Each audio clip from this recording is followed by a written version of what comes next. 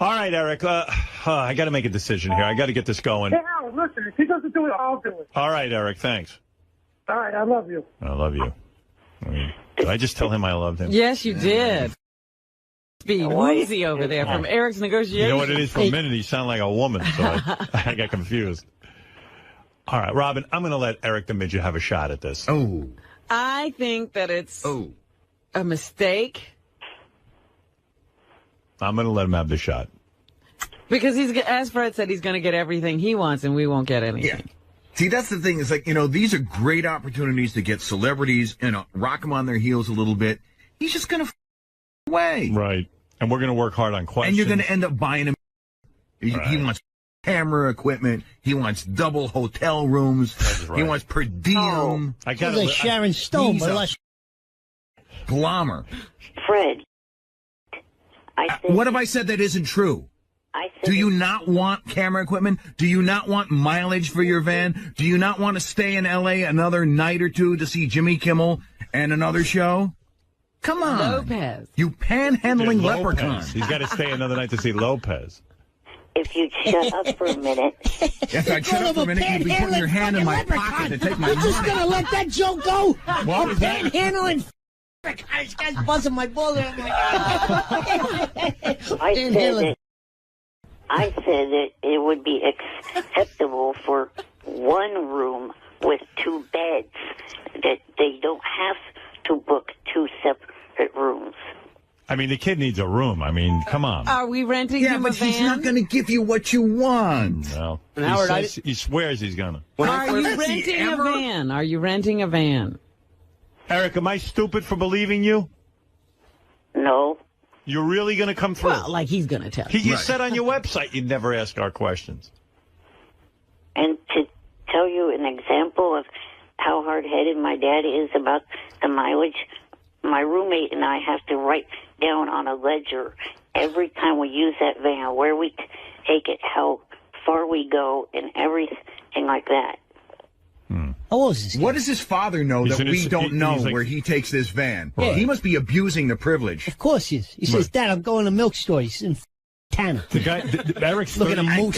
Cattle wrestling. Eric's 38 years old. 38? 38 years old. Yeah. Whoa. Still dealing with his That's father. 3 years my age. Thank you. How old are you? 35. 35. Oh. I don't want it to blow my rolls in Hollywood. But meanwhile, you got to hand it to this kid. He only had a life expectancy of 19 years. Right. That's beautiful. It's a look at beautiful him. thing. His parents are looking at their watch. Oh, wow. That like bust his balls. That was rough. Yeah. Cross the line. What's this guy? Kick him right down with Are dirt. you going to... Kicked him down 3 inches. Now he's smaller than a midget. Fred, Yes. to quote a movie title, drop Fred. Why haven't your parents put you in a shoebox and left you in the desert? This guy's a bunch of bullshit. Why are you an ass? They deserve a for putting up with your nonsense. They really have to be the most remarkable people on the planet. And your buddy Jan, he deserves a medal too. All right, look, I don't know what to do. I don't know how this turned so ugly. I mean, listen, I still think it's a win-win situation for everyone in the audience. It's not a win-win, for sure. If he goes and we're going to yell at him for 2 weeks. Yeah, but you could yell at him at any time. All the expense, all the heartache, I mean, all the talented people that Gary, are going to be wasting. what are we talking about expense-wise here? What do we have to do with that stupid van? We got to what? So probably we either have to give him money for the van or we have to rent a van. If we're going to do the bit where we follow him from home, we got to send a camera guy up there, put him up in a hotel room for a night. Well, the camera guy is, so what? That's our camera guy. No, but I'm saying we got to pay for that. Well, yeah, but we'd have to do that anyway. Well, yeah, but the fear is that the camera guy, this was Doug's fear. The camera guy gets up there, we pay for the hotel, we pay the guy for the day, and then Eric says, no, I don't want you to shoot. Then that cost is wasted. I see. Then we got to get him there, pay for that. We got a hotel room for, Eric wants to stay an extra night so he can go see Jimmy Kimmel. There's it's a couple of grand. Oh, couple Well, of listen, grand. And you end up getting nothing. Eric can't ban us from filming him. No, if on the he's street. working for us, he's got to be open to all of the stuff we need to do. But Right. if you would let me speak, I'm trying to say that, Howard, the other day you understood why I didn't want to have a camera crew here at the house. Yeah, I don't want Nobody the camera. said in the house. I don't want the camera in the house, but Gary just said that. No, Eric. From the get go, Doug sent you an email and he said, "We'll start with you when you get in the van." And you sent that scathing email. No. Yeah, I mean that's unreasonable, Eric. No one wants that. I mean, why would Jan want that? The person would probably be kind of critiquing the way Jan drives or whatever. No, he's going to just film. He's not even allowed to be a participant in that kind of way. He's just supposed to observe what's going on. It's like a reality show. You're not going to get much. I mean, Well, that's it. You don't have to worry. Difficult. He's already being a... You're right. We don't care what he gets. He just needs to have the camera going. They want B-roll of you guys driving to the event. You got to let them do their job, Eric, you know? I'd be sleeping more. That's fine. funny. That works for us. He's not asking you to pretend to be something you're not. Right. That's my question. Is Jan allowed to? Are we allowed to shoot Jan? If we can't, then what's the point? Right, because he's attached to He's Eric. going to be completely a huge part of this. So if there's restrictions, like what restrictions, Eric? Spell it out. Yeah, let's have it. Have the real deal. Is he going to be able to be on camera? Yeah, I mean, I could. See, you can't get a straight answer. Well, you know. What? You let me finish. I'm trying to say that as far as I'm concerned, just recording me at the event is fine. Why do you have to have all the extra build-up to the event? Because you're not going to do anything at the event, so at least we'll have some audio of you with the trip. Getting there Right. to do nothing. It's called insurance. And because you're a midget. Little midget walking a little Oompa Loompa, coming down the stairs, getting in the van, taking an hour and a half. You got 2 hours of material right here. You got to film you doing everything. Take the lid off the garbage. It's hilarious. Jim Brewer, what have you really... Jim Brewer. Who's Jim Brewer? I'm going I to worked hang with up him on you. 13 years ago. I worked with that guy. Howard, have we even addressed whether or not he's going to dress like a bee? That's none of my business. I have That's nothing for to do with that. Beeson. Yeah, Or should he that's be in not- an outfit? Put him in a Oompa No, Loompa. He wants to be an listen, actor, right? I want this guy. This is what I He's want. supposed to Eric, be in a little this is tuxedo. A little tuxedo. That's nice. But yeah, I do want you to dress nicely for the Yeah. event and have some That's respect. what I will do. I right. will have A tuxedo? tuxedo. All right. Yes. A tuxedo works for me, right? Boy, can we go to that fitting? Exactly. Hey, you got to film that, Robin. Go on, a little guy coming in there, get a little bow tie. I still have my tux for my brother's wedding. There's no fitting needed. Oh, darn. Good. It's one less expense. All right. Listen, Eric, here's what I expect. And But- I got to put a stop to this because All I right, got a lot I of have things a to get question, to. though. I Yeah. have a question. Will the cameras be allowed in the hotel room for his getting ready?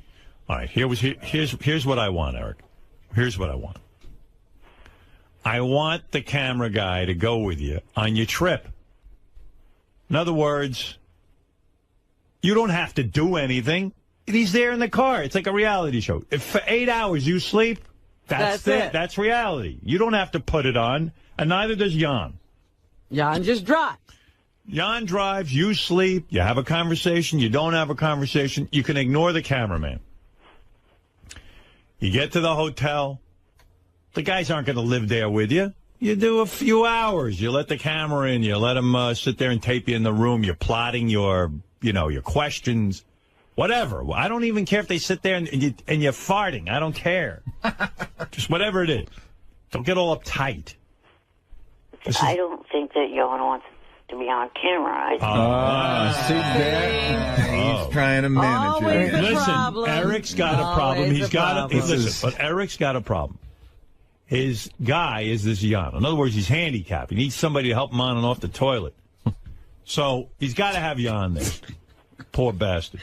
What if Eric doesn't like this any more than you do. I mean, but the problem is, Eric, we want to shoot you. And Jan is a part of He's it. just going to corrupt everything. Yes, but You got to go take listen.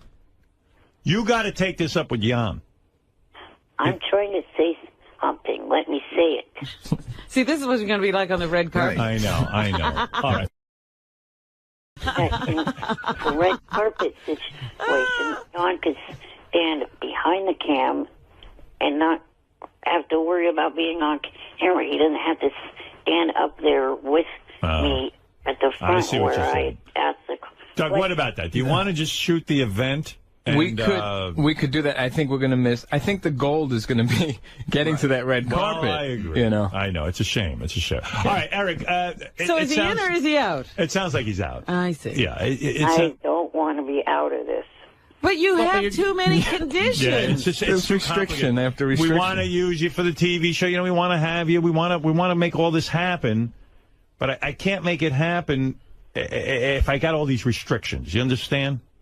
Can I talk to him? Sure. I'm going to let Joe Pesci talk to you. Maybe he'll talk to me. Go ahead. Listen, Eric, listen to me. This is an opportunity of a lifetime. You want to be an actor, right? So you got plenty of time to sit there and look in a mirror and start doing some scenes. So when these guys come along, you sit there and you sleep and you're doing 4 Out Thou, Romeo Juliet. This is a huge opportunity. You're okay? right. Yeah. Not only that, you're sitting there in the hotel room. Let them come in, and you're doing scenes from a movie. No, the problem is he's got Jan with him. You're not. Now I got to deal with Jan. Yeah. No. Get a Jan. Put him in another room. Let him play with Yo-Yo. I'm talking about this guy. He's got to be there while he's sitting there playing with Yo-Yo doing lines. Yeah. Let Yanni do the. Well, look. Can I say one thing there before he goes? Eric, listen. When I first started working here, I was in a meeting with the news team, and they said, we need someone to go cover high-pitch Eric sitting in a bag and weighing it. And there was no question in my mind of how huge that opportunity was for me. I didn't ask about hotel rooms. I didn't ask about mileage. I didn't ask, I need this, I need that. I went. I stayed in that creep's apartment for 14 hours. What Shuli's saying, Eric, is he became part of my important part of my life and an important part of my team because he was can-do. You understand? Shuli was a listener sitting in a calling me. Right, just like you. Just like you. I was up the same hours you were. I used to say to Gary, that son of a... He's up for anything. I said, if I get over to Sirius, I'm bringing that guy over. That's what I liked his attitude. You, on the other hand. You are such a... And that's part of your beauty and all that, but really, he's never going to get anywhere with that attitude. You're always going to be a caller. He acts as if he deserves every amenity, and he hasn't done anything yet. You're a can't-do guy. I don't act like that, Robin. But, Eric, you know what the point is? This Shuli ended up coming over here. Now the f***er's on every channel. He is serious. He's almost the entire Sirius operation. Yeah, he's on every station. I tune on Jay Thomas. He's on. I tune on that miserable men show. He's on that. I tune in the news. He's on that. I tune in this show. Now he's here. Now this guy can have a book, and the first chapter says, "My life started with bag." That's right. And he doesn't have an attitude, and he's full sized. I mean, Buchwald now meets with Shuli for contract negotiations. And all of a sudden, I can't live without Shuli. Before he was nothing. He was a fly. Now all of a sudden, I can't live without him. He was like phone caller you were avoiding. Now he's running everything. You don't see him running around going, "Hey, can I stay an extra day for Kimmel?" Right. He never does that. Holy crap. And Eric, you've done it your way all this time. You've only gotten 2 acting gigs. Imagine if you were can-do and you didn't say no and you didn't throw stipulations out there. Imagine how much work you'd actually be getting. You know what we should do, Shuli? Forget Jan. We should have you go with Eric the Midget. Let's go. And you wheel him around. I'm down. Let's do it. Good idea. Every day, put a new outfit on him. Yeah. Today he's Sylvester Stallone. The next day he's... Where's my Superman cape? Next day he's Justin Bieber. Shuli. Yeah. Get on the road with him. Can you dress him up as Superman? Iron Man, Superman, whatever you want. Just keep his clothes from him and then just dress him up in whatever you want. Yep. You could be Robert Downey Jr. Eric, what about Shuli going with you? What's Jan do for you that Shuli can't do? Got anything specific? Does Jan shower you and wipe? Shuli, will you shower this 5-month-old baby now? I could do that, no problem. Will you mind showering him? Mind? Of course not. Could you diaper him? It's every fan's dream come true. Eric, when he gets you in the shower, does he have to wash your balls? No, he does not. So all he's got to do is load you in the shower and you do the rest. Yeah, pretty much. All right. Well, then Shuli. I think he can handle it. What does he got to do? Lift you like a baby, or is he got to just hold you from under your armpits? The point that I'm trying to say is John gets paid by the state. So we'll pay him. Doesn't. He'll get paid by the What's that got state. to do with anything? Yeah. What's the difference? that would be taking money out away from Jan. Well, Jan can be there. Doesn't Jan ever get a day off? Right. I'll be on camera, Jan, and he'll be off camera, Jan. I mean, Shuli's going to put you in the shower. He'll scrub you like a potato. I don't want to be on. A little lower. What? I don't want to be on cam in the. No, you're not going to be on cam in the Not shower. alone. We'll be on cam together. Right. Headed there.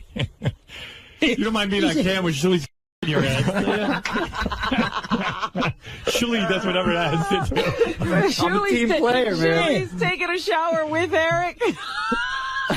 Not only that, this guy's 11 inches tall. Just throw him in a dishwasher. How about that, Eric? I'm like trapped in a salad spinner. He's clean. Hey, crystal clear, crystal clear. What about that? I'm 3 foot, you. He's not 11 inches tall, Mr. Pesci. Apologize. He fit. I apologize. Put him in a dryer. Put him in a sink.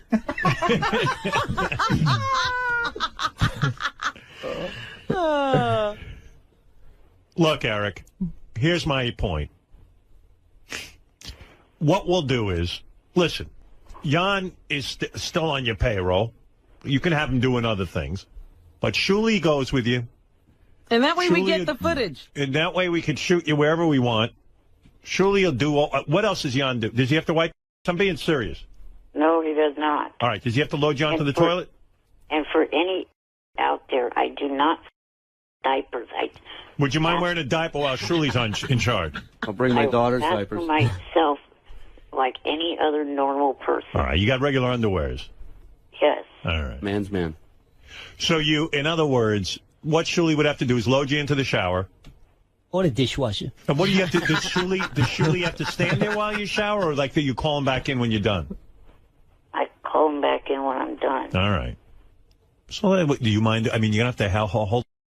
I don't mind. You don't care? I'm a team player, man. You tell me what you need from me, and I'm doing it. All right. Done deal. God, I love you. That's it. You make my life easy. That's why I love you. And you're funny and you're interesting. And it beats being on a phone for 4 hours waiting for you to pick up my call. Good for you. You know? Now I'm here. I wish I could put your brain in his head. You're probably going to have too when you hold him because you'll get wet. I don't want to get my clothes messed up. All right. Because I'll be in a tux, too. My Shuli, that's a very nice. Does Shuli have to towel you off, or you do your own toweling? I do it myself. All right. Because I could grab you with a towel and pull you out. You know what? How about you don't shower for 2 days? That would be awesome. That would even be better. Yeah, then I'd smell like high pitch. Right. Well, I'll tell you what. Look, okay, I'm putting this on the table. I got to be done with this. I have so many other things to get to. I like that Jan has to put him in and out, and his problem is being on camera. Right. That's his problem. Right. I understand Jan. Jan ain't looking to be in show business. I get it. The guy has a serious job. He works for the state, as Eric points out. Eric needs Jan. He doesn't want to. Okay, so I'm going to solve this problem very easily. With Shuli. Shuli is going to step in and help Jan. He's going to be Jan's assistant. Yeah. In other words, Shuli will do whatever he needs to do for Eric. Right. And from what Eric describes, most of this is showering him. And what else? What other duties does Jan have? Not much. Do you dress do you dress yourself? Yes. You want Shuli to lay out your clothes like a valet? Tell me. What do you want him to do? Well, that's kind of what Jan does, and he helps me with my socks and shoes. That's all. Do you mind helping him with his socks and shoes? No problem. You know, he's club-footed. Yeah. I'll go easy. All right. Take it he slow. needs special help. You got to be gentle with his feet. Yes, because that foot's bruised. Oh. No, I'm sorry to hear We'll that. take it easy. All right. Seriously. Yeah. You'll help him with his shoe, and you'll put him in the shower. And if he needs a lift onto the toilet or whatever that he needs, you'll help him. Other than that, it sounds like he knows what he's doing. Put on his little booties. Right. And then you bring him to the the event. red carpet. And Jan can be there. Jan cannot be there. Whatever it is, whatever Jan wants to do, can do. But Jan doesn't have to be. Doug, what do you think? This sounds great. Right. am not a believer that any of this is going to happen on the red carpet. Is this going to happen? Here's what can I tell you what I think? I think this is a complete agenda by Eric. I think he just wants to get to L.A. to meet celebrities, and he's using us and saying he's going to do it. And when it comes to the celebrities, he's going to introduce himself, say he's from the Howard Stern Show, say he's an actor, and not even get to the questions. Then you should never take his calls again. All right, here's what I'm going to do. That's what I really think. If he does that to me, I would never talk to him again. Banned. You've said that before. I know. You said that. There's no banning Eric from the show. Right. But now he really would make you look stupid if he did. Right. If you throw that out there. You're going to make me look stupid. I mean, come on. No, I will not. All right. Well, then, again, we have in the hole the interview with whatever her Brandy name is. Tallur, Robin. Yeah. Don't act like you don't know her name. So one of the things we're going to tell you, Eric, is you can't tell the celebrities you're from the Howard Stern Show, and you can't tell them you're an actor. Okay, that sounds good. All right. Okay, look. Eric, you're in. Shuli, you hear any nonsense, tell me, and we pull him right off the gig. You got it. The microphone, obviously, it's not going to say any, have any logo. No mic flags. No mic flags, as Doug says in the business. All right? Right. All right. Thank you, Eric. You're on. I'm going to call him later. I'm going to call him later and see how things have changed. Right. Shuli, you report to me. And Shuli, you can pull the plug on this anytime. You're completely in charge. Okay. If you and Doug tell me that there's nonsense afoot, right, get him out and book, I don't know, somebody else. Okay. We have a list of people who are waiting to do this. All right? You two are in charge. It's no longer up to me, Eric. Okay. If you f this up, they pull you right off. Let me tell you, I'll take every opportunity, Eric. I'll take your spot if you want. Right. I'm exhausted. I need a nap. Right. He's on. He's off. How about if could we try to wash him in a dishwasher? No, because we would be done with him. And Doug Goodstein is coming with you, not in your house, but after you leave your house, he's going to get in the van with you and Shuli, and you're going to go. And if Jan wants to be there, he can be there. I can't have any headaches with this thing. Be can-do like Shuli is. That's how Shuli works here. You want to be can-do? What? Why can't you just let me do the drive without the... Here we go. We're back in negotiation again. Scatto, stop. Scatto, stop. Come already. It wouldn't have lasted 10 minutes in a pizza place down the corner. Right. Holy crap. Howard, this is the nightmare. This is all right. Listen, you guys can pull the plug whenever you want. What? One of the reasons why I stopped getting on the JFSC cam so much is I don't want people seeing me with the rubber oxygen tube up my nose, and that's the way I would be in the van. What if we blur it out? What about on the line then? I don't have to use it while I'm fully awake and sitting. I see. In other words, you feel you don't look your best. Right. Oh, boy.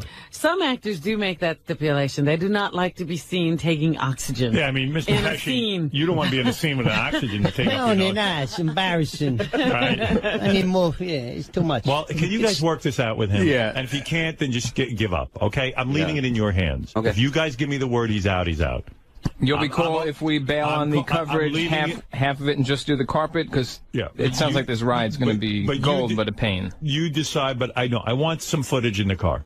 Okay. Maybe there's points he can, or maybe he can get over this vanity thing. I know he's a handsome guy. Maybe the oxygen tube thing ruins his image with the girls. I understand that. Believe me. I look like I got tubes hanging. All right, you guys work it out. If for any reason you smell... If you smell something's off. Yeah, we'll just let Shuli talk to him for 5 minutes, and he's just going to probably unwind and say, I'm not doing this, not doing that, not doing this. Right. So and then pull the plug, and then we have a list of people who are waiting to do this, and then we'll get one of them. All right? Okay. We'll be in constant comunicado. Anybody want to bet whether Eric winds up on the red carpet? I say no. He's a pain in the but I've given the okay for Eric to do this, but now I'm putting it in the hands of Shuli and Doug. If Shuli and Doug feel this is no can do, if it's not going to be good television or radio, out the window, and we get a new guy. All right? Hey, how many roles have you been up for? Somebody And then another guy comes in. Hey, Bing, can do. This guy can live in a can of Mountain Dew. And right, can do. I want to retract my $10. I'm out. I don't trust this guy for nothing. That's a howardstern.com poll. Yeah, do you think Eric the Midget will end up doing the red carpet interviews? 18% said yes, 82% said no. Wow. The people know. The people know. All right, Shuli, Doug, you're in charge of Eric the Midget. I wash my hands of this. Eric is in, as far as I'm concerned, until you say he's out. If you say he's out in 5 minutes from now, he's out. Eric, listen to me real carefully. You want to be in entertainment? You want to be an actor? Yes. Do not pass this opportunity up. Do whatever it takes and make it happen. It'll only benefit you. You understand? That's good advice. It's as good as you'll ever get. Let him talk, because he's going to say, but... Watch. All right, go ahead. One of the things that Johnny keeps telling me is to keep the health issues hidden. What? Health issues. We know you have health issues. That's easy when you're in a wheelchair. How's he going to keep everything hidden? Maybe they should hide me in the glove compartment. You've always stood for honesty. Why would you sweep this under the carpet? You're an inspiration to a lot of handicapped people. What, are you going for leading man roles now? Yeah. There goes my role in Jerry Maguire, too. There goes my role in Law and Order. Special Midgets Unit. Your health issues would only benefit you at this point. Nobody's got what you got. Having a camera on me showing that I have to use oxygen. Well, we know it. You've already made it clear you have to use oxygen. You're saying it right now to millions of people. And what will it do if people know that? He's afraid. You ever see a show, for those of you older, it was called The Price is Right, or Tell the Truth. There was a guy, Bill Cullen, he was the announcer. He had polio. They never showed him on camera with his polio. But this is a different scenario. We can't, you take one look at you know you got problems. You know, you've got multiple handicaps. So, everybody knows it. And what if somebody came to you tomorrow and said, we want to do a reality show on you? And what are you going to tell them? Well, you can't film me here, you can't film me there? He wanted to be in a reality show. He wanted to be on that midget show. Excuse me, little people show. Couldn't get on there. Dominic, what did you want to add to this discourse? And then I got to move along, honestly. I think you take the negative and make a positive. You have him in a wheelchair. He has a little button that raises the wheelchair as the people walk by. So that yeah, that's going to happen. So that the people see him even a little higher. So they talk directly at him. All right. The tube is behind him. Please. That's silly. Inspector Gadget. Yeah. Inspector Gadget is right.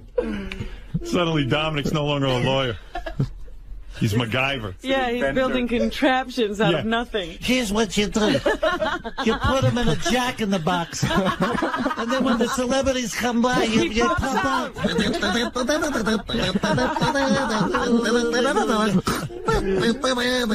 Some people love it. Some people get scared. Oh, look at a midget popping out of nowhere. Surprise.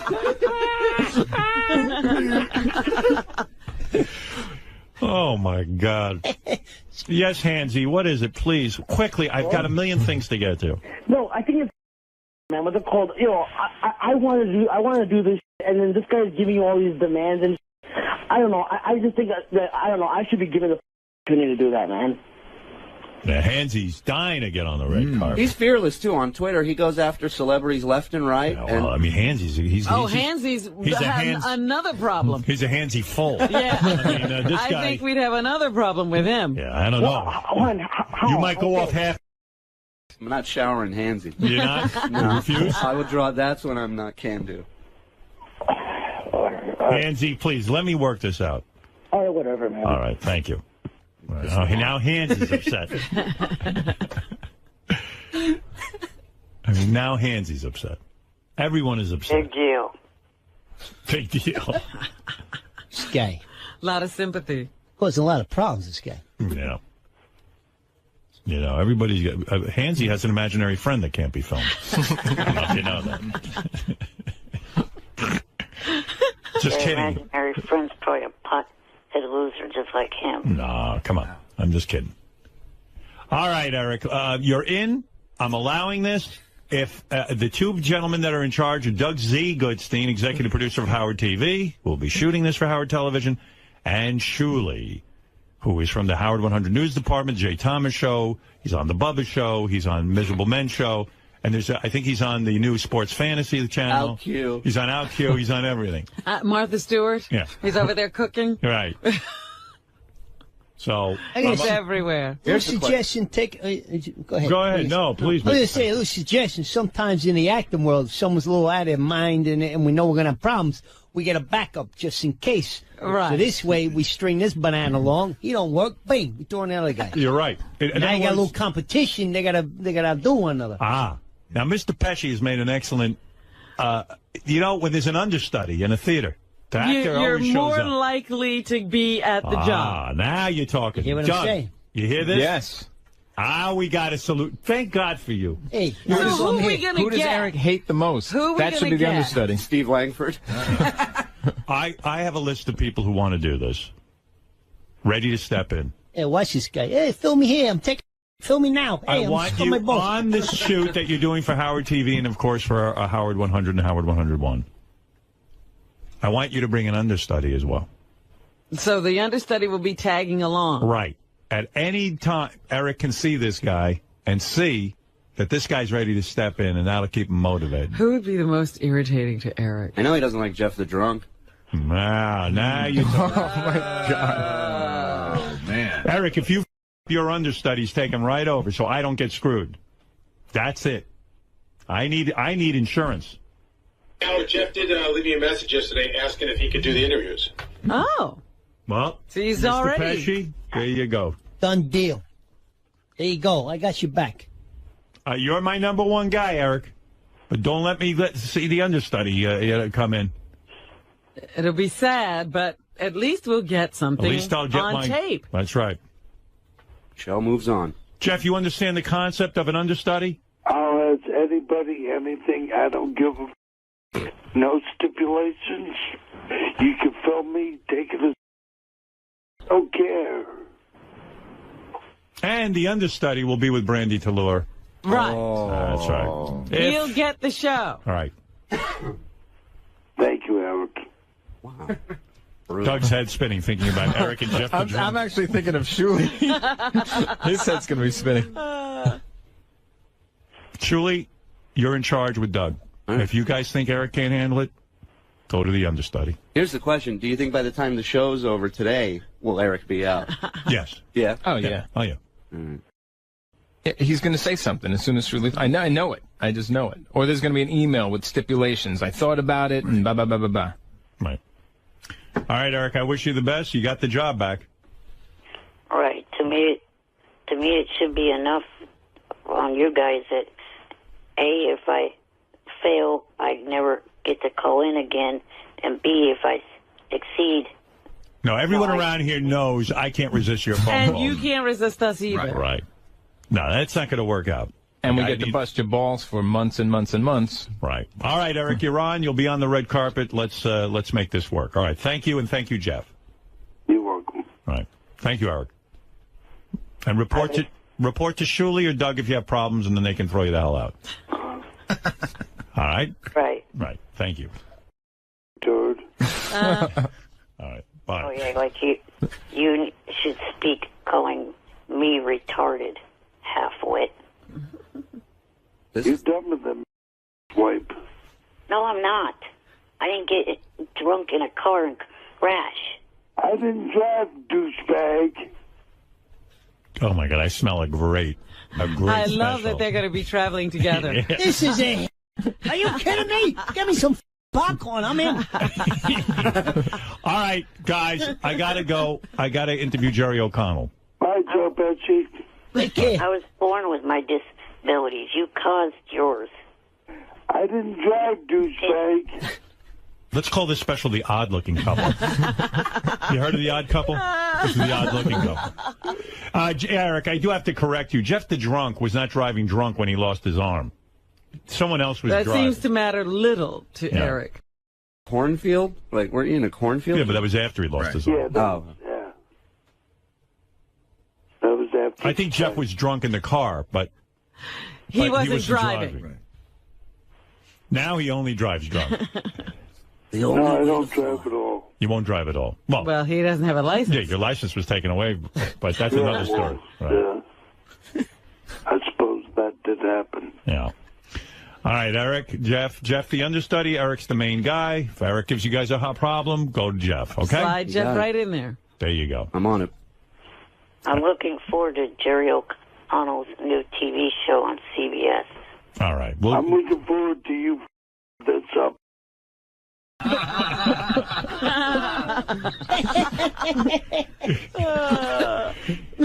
right, thank you. Just like everything you... No, it's not. It is. Everything up. Everything. And that's from Jeff. He's a real loser. All right, thank you, guys. Bye. Later. Good luck with this, Eric. Thank you. Thank you. All right, Eric the Midget, Jeff the Drunk, Shuli, Doug Goodstein, you're my team. God bless you. Thank you. Yeah, it's all in your hands now. Oh, my goodness. This is how I run my organization, as you can see. This is a tough assignment. Yeah, this is tough. God. You're on a tight ship, Howard. Tight That's ship. right. And thank you for your suggestion, Mr. Pesci. Hey, piece of cake. Minutes after that Eric the Midget piece in Our Time moment, the dopey diminutive diva declaring he's out. Eric on the phone with Shuli in the newsroom in the past hour, proclaiming he will not agree to video coverage of his journey to Los Angeles. So never mind. The miserable midget once again never missing an opportunity to miss an opportunity. Right. All right. Shuli, what do you have to add to this from the Howard 100 newsroom? Here is Shuli with a follow-up. You've been in deep discussion with Eric the Midget, and what happened? Howard, it was about a 9 to 10 minute conversation. He must have flip-flopped about 7 or 8 times. I gave him every opportunity in the world to do this. But again, his problems, he's focused on the wrong stuff. His priorities are out of whack. Right. He's worried about Jeff the Drunk being there. He's worried about whether or not Jan wants to be on camera. And it's just, It's too many problems. Yeah, and no one was pulling for him more than me, man. And I'm here to tell you, I don't think it's going to work, man. All right, well, then that's it. Okay. Then you've pulled the plug. Yeah, I mean, he said he wanted to call in again and clarify it with you. No. Oh, my God. We could spend the whole day on clarification. And Mr. Pesci was here. We spent all our time with Mr. Pesci on this. I apologize. And you were a great help, by the way. Thank you. No more Oompa Loompa roles for this guy. He's out. Now, so, all right, it's in your hands. Yeah, and, Doug and I agreed, I think. Maybe you want to get a new number one. Maybe, I don't even know if you still want Jeff the Drunk. You guys handle it. Okay. All right. Okay. Thank you, Shuli. Certainly, Shuli's my right-hand man on this. All right, anything else? Beyond the deep disappointment of the Stern world to this news, the Howard TV freelancer who set up the Emmy event in L.A. highly upset. He may now be out a day's pay since the angry midget has blown yet another shoot. Hey, Eric, you're on the air, Eric the Midget. Good morning. Morning. Maybe she'll take Eric. As our pet? Now he'll get out the dog door.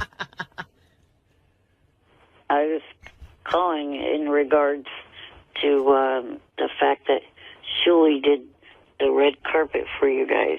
Right. You know what? We shouldn't even be talking to him. Why? Because wasn't that part of the deal if he didn't do it? Nah, I don't care. I'm going to talk to him. I knew it. I knew there's no way of threatening him with you because you cave. I cave. I'm a soft touch when it comes to Eric. I don't know. I love Eric. And that's why he gets away with all of this. I know. Carrying on that he does. I love Eric. He gets a big head about himself. He actually has a big head. A physical big head. The only thing is big. Is your head unusually large, Eric, or is it because you're so small? I don't know. I've never really checked. Yeah, because his head, I think, it looks like a normal-sized head. Yeah, that's what it is. It's a normal-sized head on a little tiny... It almost looks like his neck's going to collapse from the weight of the head. I know, like he can't support his own head. Is it hard to hold your head up? You get tired? No. Seems exhausting. But that's why I love Eric. Because Eric doesn't play the handicap card. He just... Are you kidding me? No, he's happy. Oh, stop. What? Yes, I believe happy? He's got interests. If I was in Eric's condition, I wouldn't even bother calling a radio happy? show. Yes. I don't know how you could say that. I'm telling you. Everything irritates him. He's miserable. Yeah, that's just it. He's normal. He has goals, even. And he plays that card all the time. That's why he expects everything. He's always trying to chisel. Yeah, but not because he's handicapped. Yes, it is because he's handicapped. I can't breathe. He never gives up. Tired. cameras. But what about I need cameras. Yeah, but he never gives up. I mean, you got to love his spirit. I'm that sorry. I admire about him. All right. But don't say all these other things. That's not true. He's not positive. Well, it's just he enjoys life. He embraces life. He doesn't.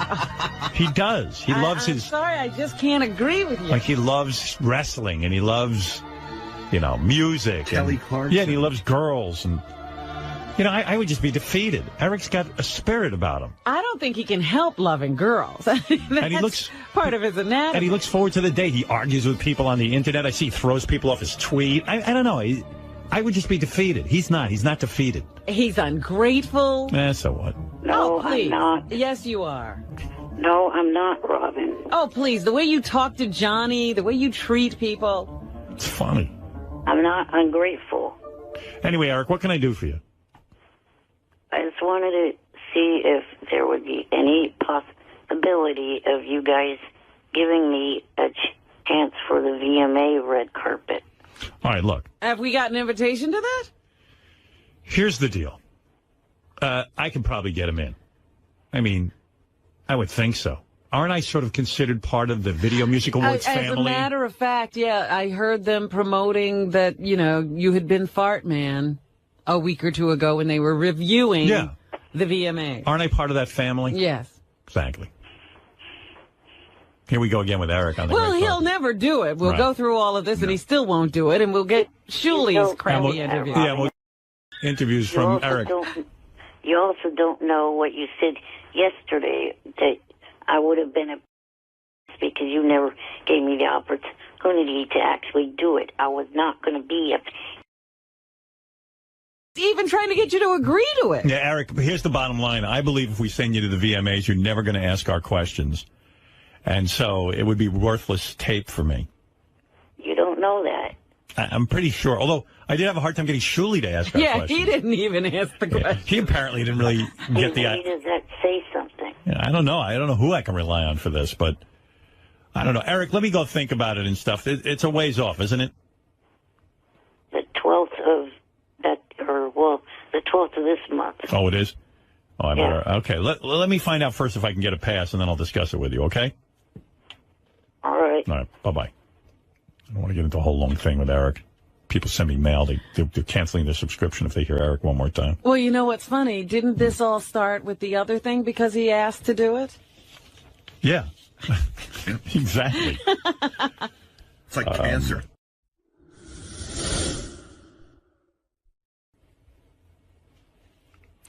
Let's go to, Eric the Midget. Oh, no. What? Let me see. Eric the Midget. Hey, Eric, I can't talk to you anymore. The emails are just overwhelmingly, people just hate you.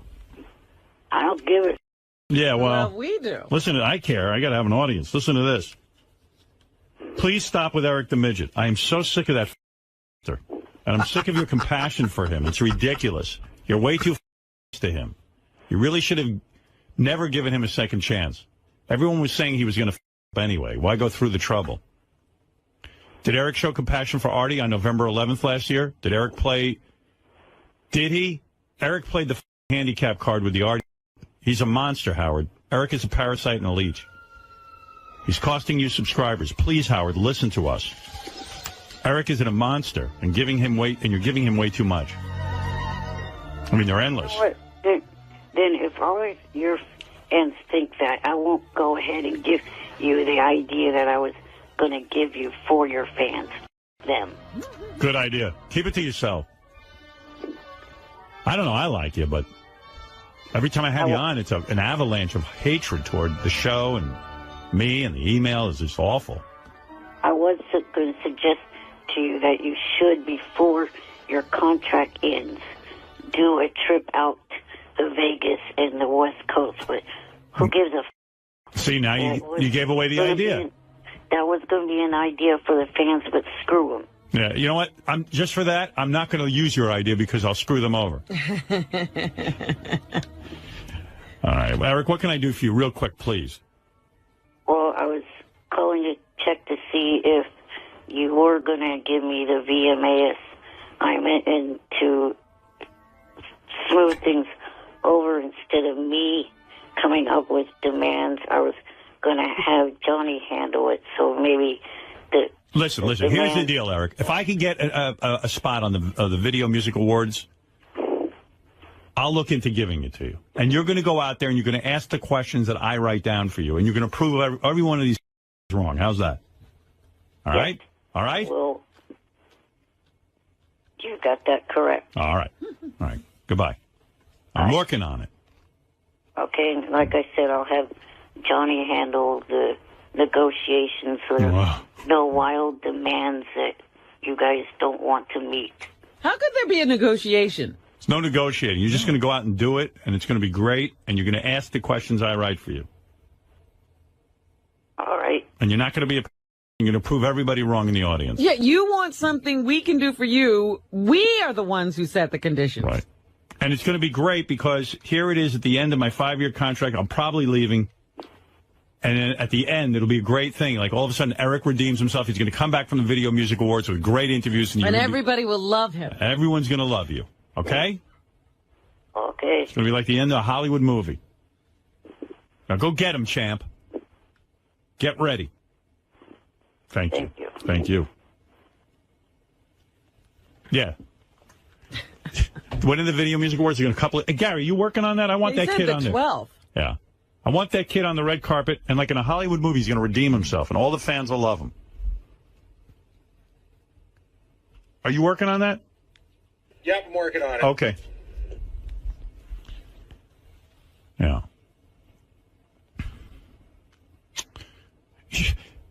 Around here, it's like a nut house. You should see the...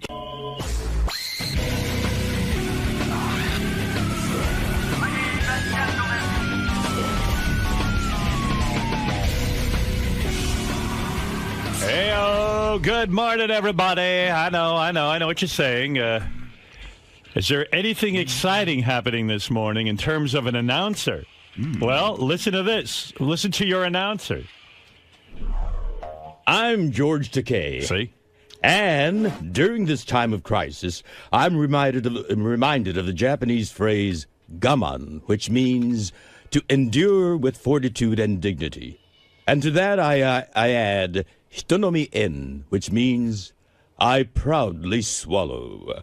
You're listening to the Howard Stern Show. And he does. Thank you, George. Wow. Good morning. Good morning. Good to see you. Good to see you all. My first visit with you all this year, the year 2011. Is that right? It is. This is the first time. It's been 4 months since I last saw you all.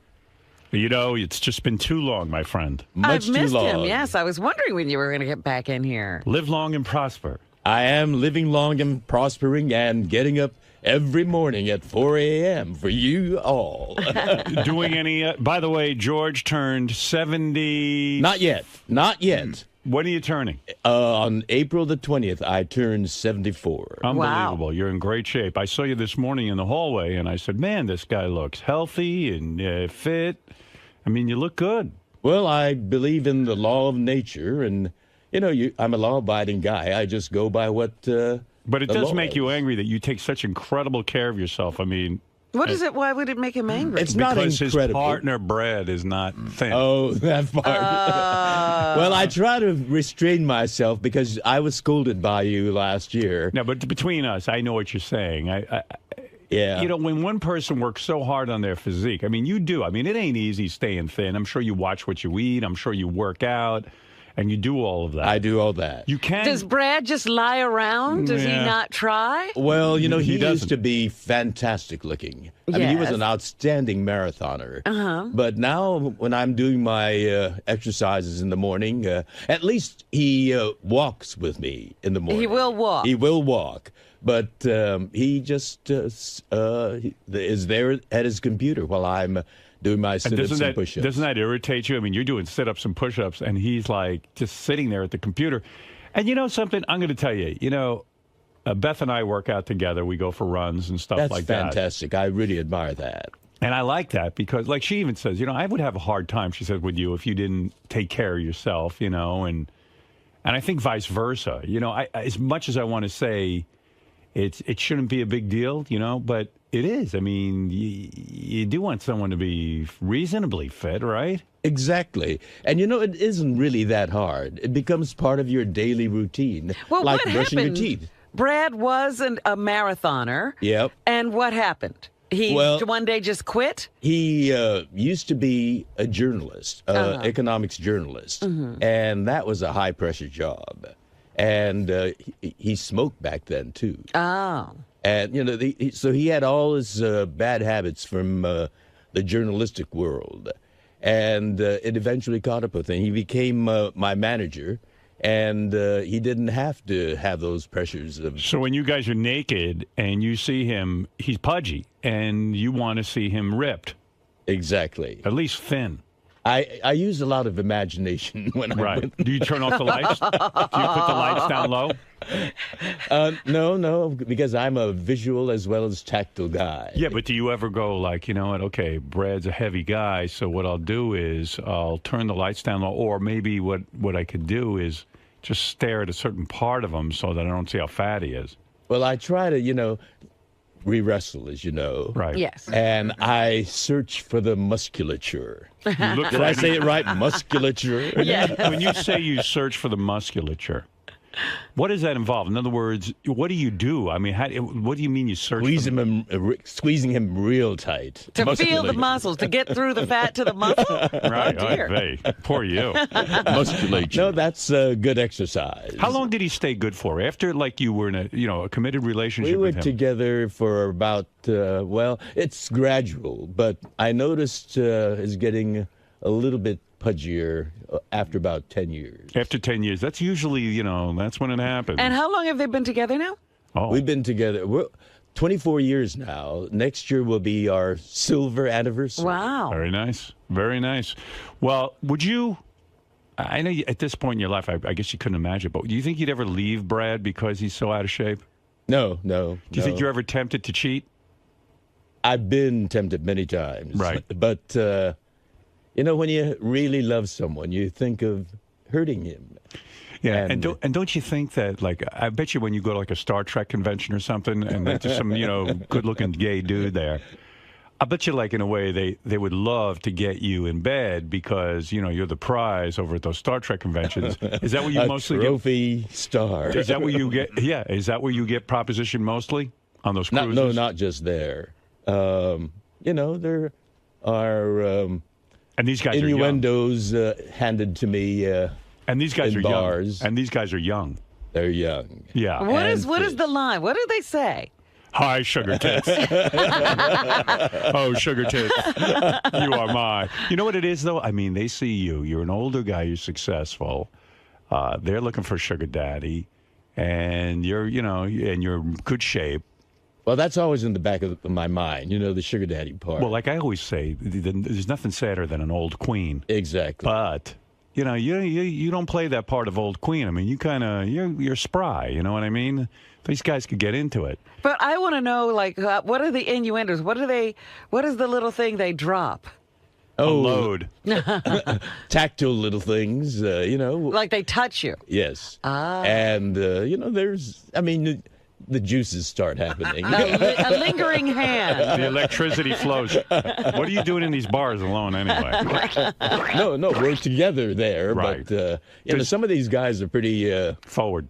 Cheeky. And they'll do it right in front of Brad. No, not right in front. We're not like attached at the navels. I see. We roam around, and it's when no one respects your marriage. It's terrible. Isn't that terrible? Yeah. We defend. They call it in defense of marriage, that law. Yes. Well, we defend our marriage, and those people that are so-called married, they need to start defending theirs and not poking their nose Never mind into that. others. Do you constantly say to the guys in the bar and stuff when they hit on you? Do you say like Are you constantly saying, I can't, I'm married? Like, do you find yourself saying that? It's not constant. You're creating an image where I'm being constantly promised. He's barraged. But when it has happened, do you just say, look, I'm married and I can't mess around with you? I show them my Navajo ring. Right. Look at my Navajo. Brad's from Arizona, so that's why we got this Navajo artisan to design our ring. Right. Are they ever so bold as like to follow you to the men's room or anything? Oh, yeah. Oh boy. Squeeze Wow. that big penis. Wow. Well. You do have to defend your let marriage. me tell you all, I am now working on a Nickelodeon show. Yes. It's called Super Ninjas. It's aimed at teenage males. Oh, boy. Perfect. A whole new generation of fans. Right. And so this discussion we just had is all... Oh, well, we're on Sirius, aren't we? Yeah. Good. Well, that's the point. I mean, that's what's so beautiful about Sirius. Isn't it wonderful? You can have an X-rated conversation and know that these young boys, these impressionable boys, aren't listening to it. I mean, you know, the parents have control over who can. That's right. You know, it's a pay service. But ninjas are everywhere. Yeah. So how's that going? How's the career going? It's. I'm having a lot of fun. You do any Star Trek cruises recently? No, because I've been working on the series since January. How's the bedbug situation? Did you straighten it out? Well, we arrived last night, and we slept in that bed, and I think the beagle did its job. Yeah, good. I'm not scratching at all. Excellent. No bites. Thank God. So you've had to check that again by the dogs and everything? No, not. We haven't had it checked out. I just am not scratching. Good. Okay, so that's good. Maybe you killed a full of bed bugs.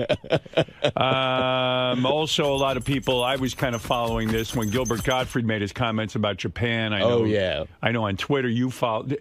Are you actually tweeting yourself, or is someone helping you with it? I mean, I know they're your thoughts, but do you actually physically take the phone and start to tweet? No. I stockpile a lot of them. You know, the timely, topical ones I do immediately. I have a feeling, now this is just my feeling from reading you, I think Brad is doing some of the tweeting. Well, no, the content I put together. Right. Some of it doesn't feel, if I can be honest, some of it doesn't feel like it's your words. It feels more like Brad's words. Am I getting warm on this? Yes, you are. Okay. You are. That's what I thought. Some of it is not George Takei. No, the 99%. I knew it. I fucking knew it. What does Brad write? Because when you read George's tweets, I can't even give you an example because I don't sit and memorize these tweets. But sometimes I just know it's not George. Okay. I just What know. is it that you smell? I smell Brad and his balls. I mean, I smell Brad, and I knew. You have good nostrils, I must say. I wasn't the only one to point this out. Other people have said to me, "We think some of these comments are Brad's comments, not George's." But I mean, you know, because we know you. You know, we know you from being on the show now, and we can smell out a rat. So to speak. No, he's a mouse. I heard I was getting yelled at on Twitter. I didn't tweet all weekend. You know, I kind of forgot about it, honestly. I just was busy and not doing my thing. But I'll tell you, I don't know if you get this, George, but then when I go on there, I say, okay, well, since I haven't been on in a while, I'll tweet 5 or 6 or 7 things. Yeah, right. And I get yelled at for tweeting too much. No, I got yelled at yesterday, Stockpile them and dole them out in little dribs and drabs so that you know, there's some consistency. Yeah, but I actually just go on and spontaneously. I'll answer the fans' questions and things like that because I think it's kind of fun. But as soon as I do 7 in a row or 6 in a row, I begin to get yelled at. Don't do them all in a row. I see. You know, just why is that? Well, that way you cover more span of time. But people want. I don't understand. But it's also immediate, and it's a conversation that way. Yeah, there are topical ones that you have to do immediately. You know, like when the calamities, series of calamities happened in Japan. You want to keep on top of that. So were you mad at Gilbert for all his Japanese they seem You know, we all know Gilbert, don't we? Yeah. I mean, that's a shtick, you know. And that's Gilbert. Right. You know. Yeah, and I thought it was ludicrous that he got fired from his job with Affleck, considering the fact that when they hired him, he's been doing all that shit all along. But you know what? Affleck, a good percentage of Affleck 75% of their business is in Japan. But so, I mean, they hired this guy knowing he's a lunatic and that he does really filthy material. I mean, ridiculous. He uses the N-word. With the Jews. He's always offensive. That's a shtick. Right.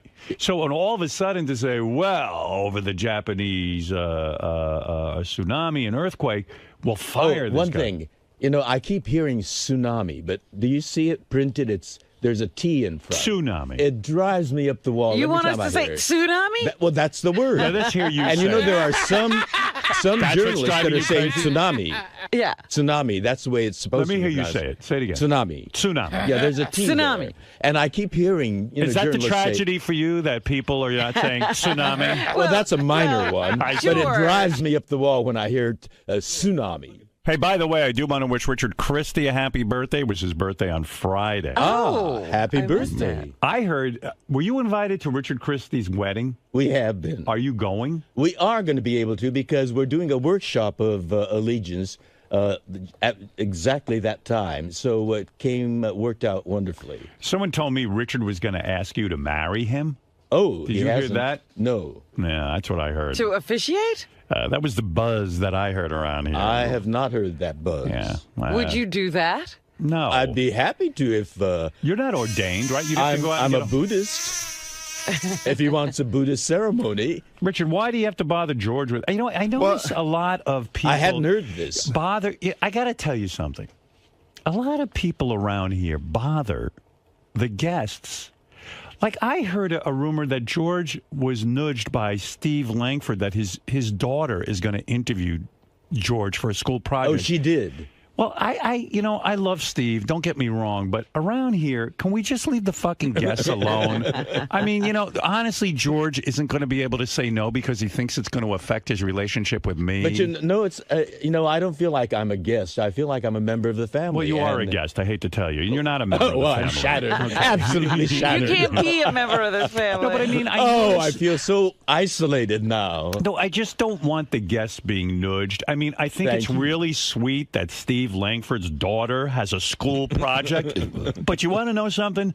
George isn't here for that, and he's not going to say no because Steve spent a week with George going back to his old haunts and doing a whole special with him. Right. So George feels Not my old haunts.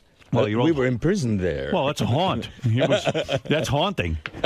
Yeah, they went. They did a whole Japanese internment special and all of that. No, they're not Japanese internment camps.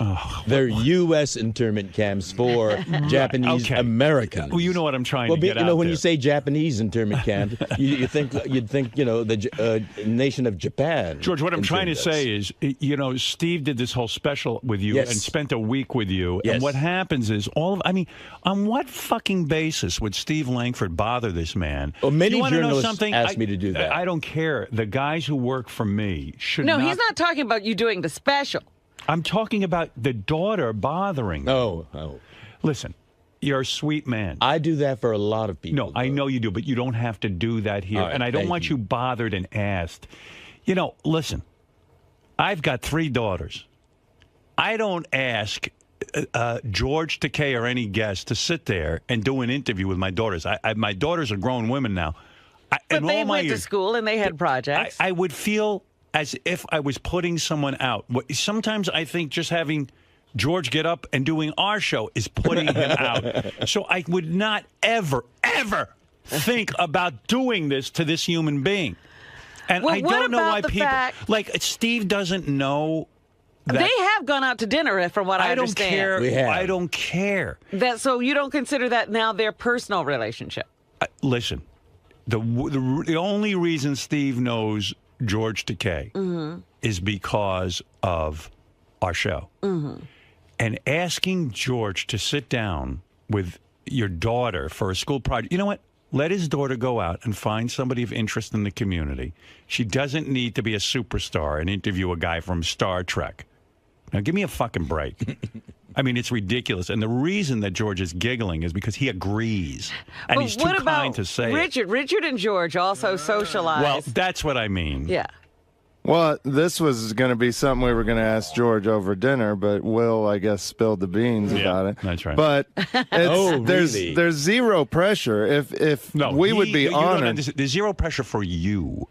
For him, there's pressure because he has to sit there and go, look. Well, I feel comfortable with Richard to say I won't be able to do it because I'm here for a workshop and I'll be working on that all during, the 2 weeks prior. Yeah, and that's totally fine. Okay, that's totally fine. He shouldn't have to answer you. Do you understand? Mm-hmm. Why did you want George to do the wedding just because because it's fun. Well, yeah, it's fun, and he's got a great voice, and we're very good friends with him. I know. It's all fun and games. Get a friend of yours. You had somebody fun at your wedding. That's right. Mark and Sulos and that's what's going on here. Mark Consuelos married us, and I know you want the same thing. But listen, calm down. The reason you know this man is because of the show. Okay? But don't sit there and go in your hillbilly way. Howard Deedy. Now I can do it. But I owe a little bit of... Get that conehead in Cambria to marry you, your favorite... Conehead? Or whatever his fucking name is. What is it? Conehead in Cambria? Coheed in Cambria. Coheed in Cambria. Get them to marry you. Yeah. Maybe we will. Yeah. But you know, in sort of a way, George is here because of me, too. I remember I pitched him at a meeting. And you're only here because I'm insane, okay? So just remember that. And thank you for having me. All right, now get out of here and leave everyone alone. Okay. All right, good. And go back and make phony phone calls. I haven't seen any new ones in a while. I want to see 3 a day. We got a brand new one that you loved that you only played once. It's true. Yeah. But that was last And week. we got a new one we're editing for this week, right. too. Now Should have it by tomorrow. Quickly Okay. go at it. You're wasting time.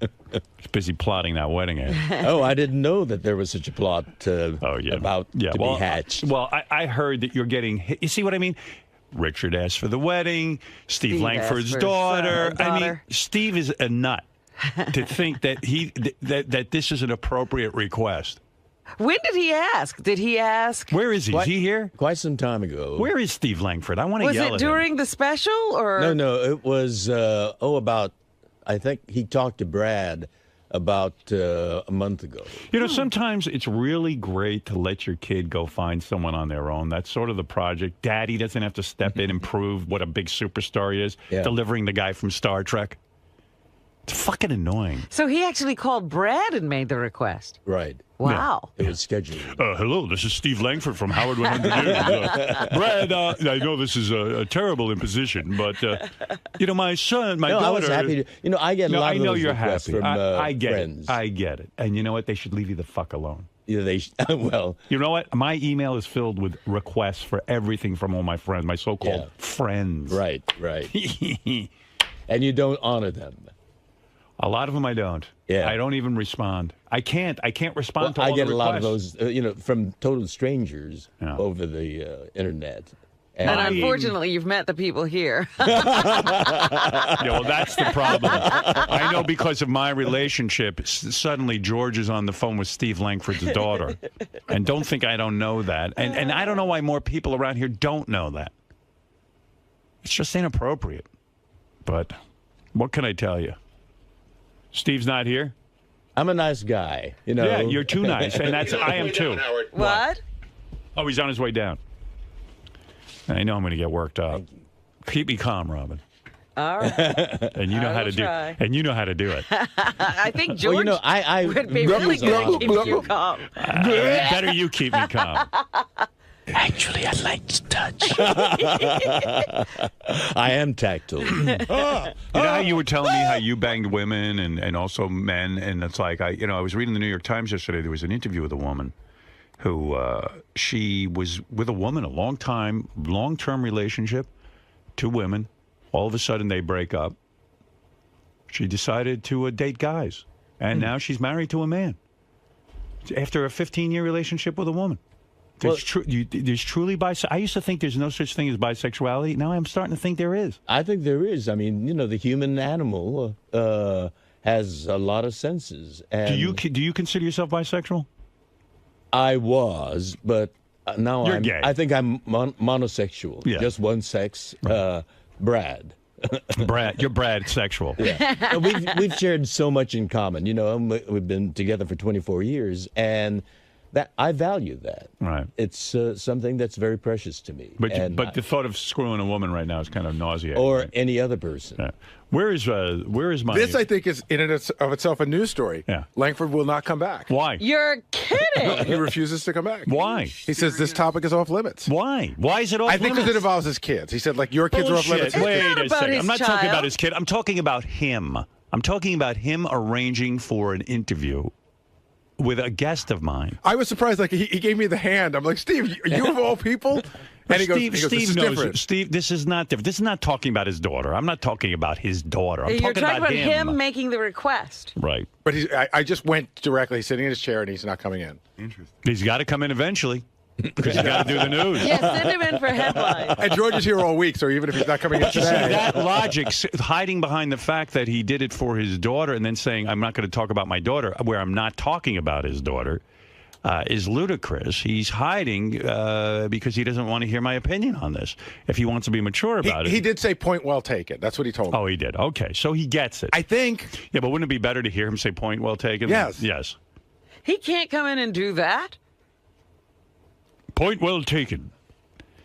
He should not be bothering. I don't care. You know, I feel substitute the awkward. word daughter for wife or whatever. I don't care who it is. Cousin, neighbor. Here I am in the middle friend. of all this, and it was a pleasure. I mean, he's got a charming little girl. All right, you can. Okay. You're missing the point too. No, I got it. I'm I not got sure it. you're all there. I'm just trying to defend. It's two people who aren't all there. I think it's really funny that Steve Langford won't talk about this. Yeah. Anytime somebody has said to him, Steve, I don't want to talk about something, we have to do the news. This is a news we story. have to do the news. Howard, you should glare at him like he does to us when he. Right? Yeah, you just stare at him. He's so right.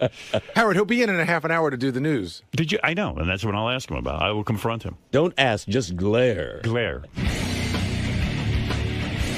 I'm sure you heard Howard's comments just now. Absolutely. Where do you stand? What's your defense in this? Well, as I said to Gary just a moment ago, point well taken. Fine. Done deal. However, discussing people's daughters, young daughters, on the air, I don't think so. But I don't think the issue is more so about your daughter or young daughter as Well, it is. that's what got raised. Well, I think it's the That's not subject of asking George What's a good favor. for the goose is good for the gander.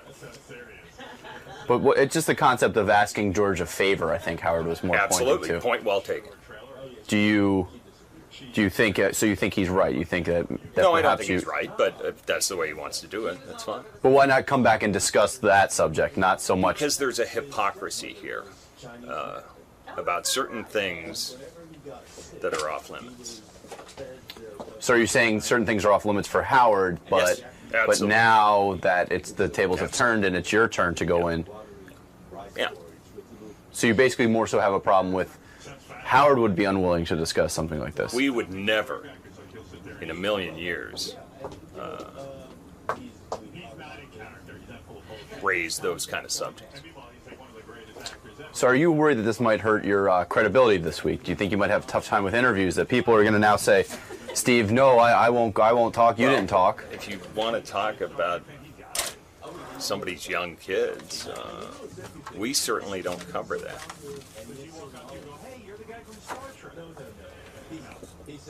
Okay, sir. I see you are unwavering on your stance. No, listen, that's the way he wants to do it. It's fine. I understand. Absolutely. But the same rules apply to you as well. Level playing field. It's the American way. Richard, is it frustrating or disappointing to you when Howard criticizes you using the show, so to speak? No, I'm used to it by now. I'm used to the criticism. I've been here almost 7 years. It goes with the territory. So why did you still decide to ask George, or why are you still planning? Well, we on it? weren't even for sure that's just somebody we had in mind that'd be, a great person to do it, because we're not doing a religious wedding, and we probably just have one of our friends do it. So I guess next in line will be Lisa or Greg Carmel, the cameraman. I'm excellent. I'm actually ordained online, so. I am too. I'm a Dudist priest. I'm ordained at the Church of Lebowski, and I can actually marry people, so. Sal and I are available to marry people now. You abide? Yeah, the dude abides. We'll abide your wedding.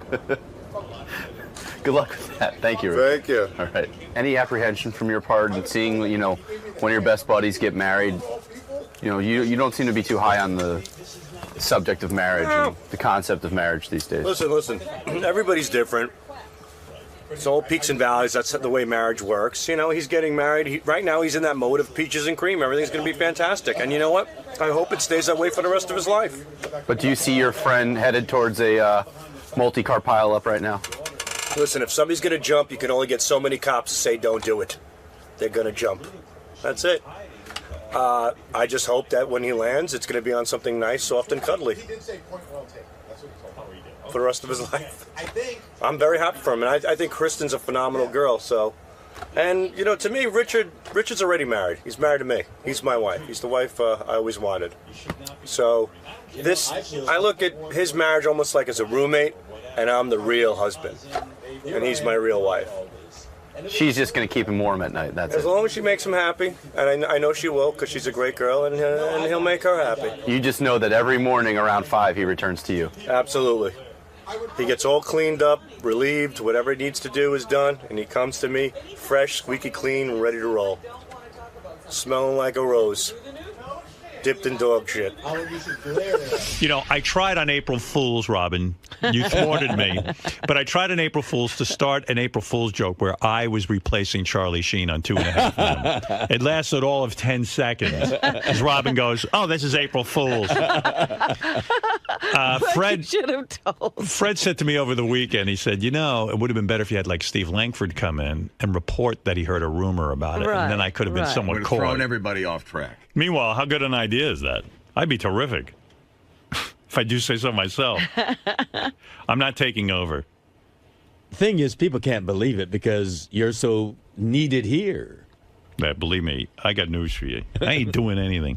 I do this show and I do Howard TV. God bless, and that's that. Well, that's why I said it was a joke. Yeah, people know that. I told Robin I read a script that was pretty good, and they offered me this movie role, and I like doing that. Oh, you should have. No, I'm not going to do it. I've been thinking about it. I don't want to do a movie. Yeah, but I don't want to. Why? Because, you know what? I'm not an actor. I do enjoy the process of being in a movie, but... Well, you bring your personality. Most movie stars are that. I don't know that I could do this role either because it involves me like getting into some... Not pornographic, but like a heavy sort of make-out petting scenes with this chick who's obviously a hot chick. It's a movie, and she plays a hot chick.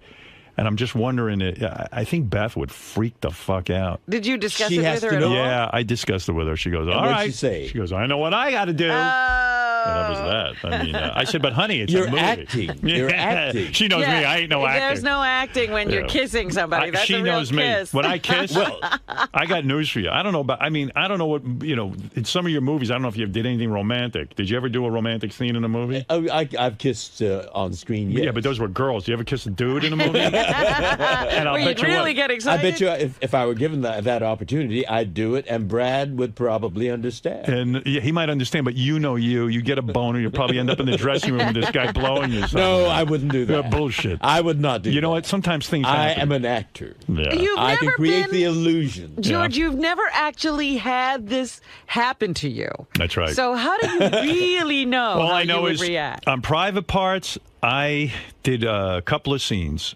with Mary McCormick where there was no kissing involved in the script, no making out, no feeling up.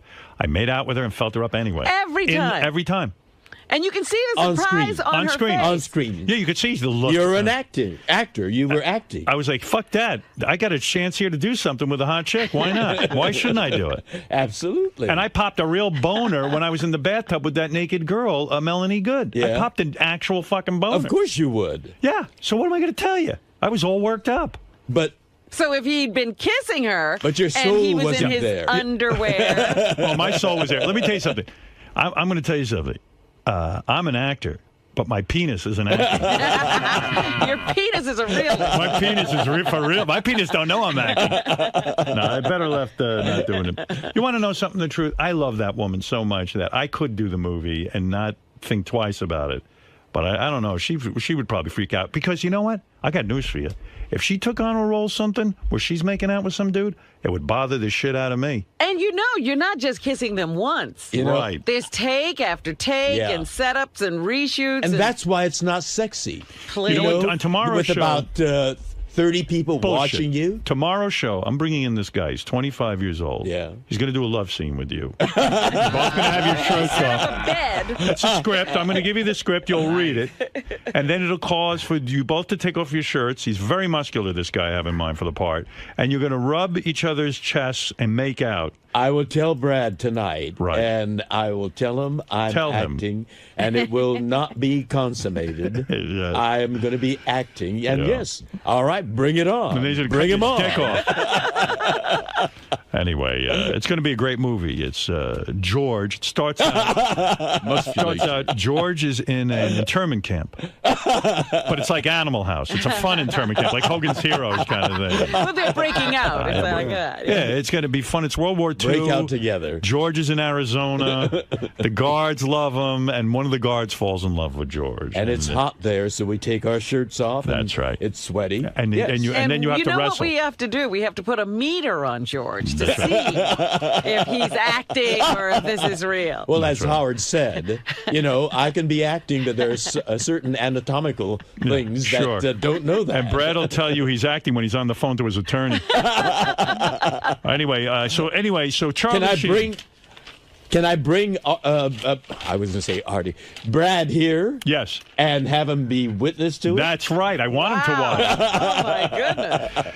Yeah, it's great. In this one scene I want you to do, this is where you blow the guard to get a weekend pass from the camp. And you have to I'm really... afraid he will not allow that. No, he won't. The guy won't come. It just, just kiss it a few times. And then the guard goes, "Oh, you think you can blow me and get a secret pass? That's it for you." Then he ties you up naked and he sticks an eel in your ass. This is the Howard Stern Show.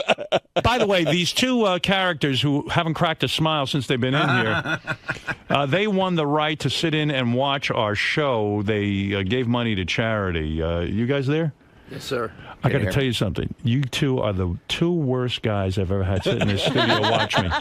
Ever since you walk in, I've been waving to you. I've been smiling at you. And the two fucking guys stand there like you're FBI. What do you guys do for a living that you're so goddamn serious? What are you?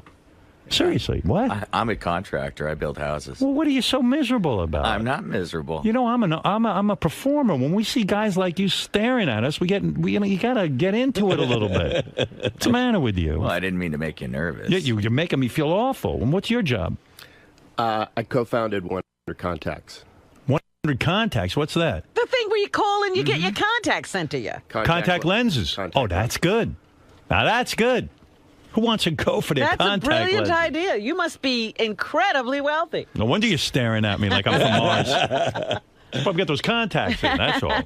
Well, this is Craig and John, and you donated money, and you also got the right to sit at the Knick game with Fafa Fui last night and Fred Norris. Wow. Yeah. Is that correct? And the Knicks made it into the playoffs. I know, that's a miracle. For the first time in years. That's a miracle. I'm so happy. Since 2004. What was it like sitting with Fafa Fui and Fred? Did they talk to you? Absolutely. They did. Fantastic. You had a good time. Fred talks. Well, Fred's weird. Sometimes he doesn't talk, and then when he starts talking, he won't shut up. So you sat there, you talked to them, and you had a good time. Yeah. Okay, you guys are great interviewers. Sorry. I think they were enjoying themselves last night at the game. Yeah, are you guys nervous or something? I'm a little nervous. You're a little nervous, okay. Because I never seen anybody with just a blank stare like you. I mean, seriously. Is Fred implying that they might be hungover? I saw one of the gentlemen, who shall remain nameless, but was imbibing quite freely with the beer. Who was imbibing? Mr. 100 Contact.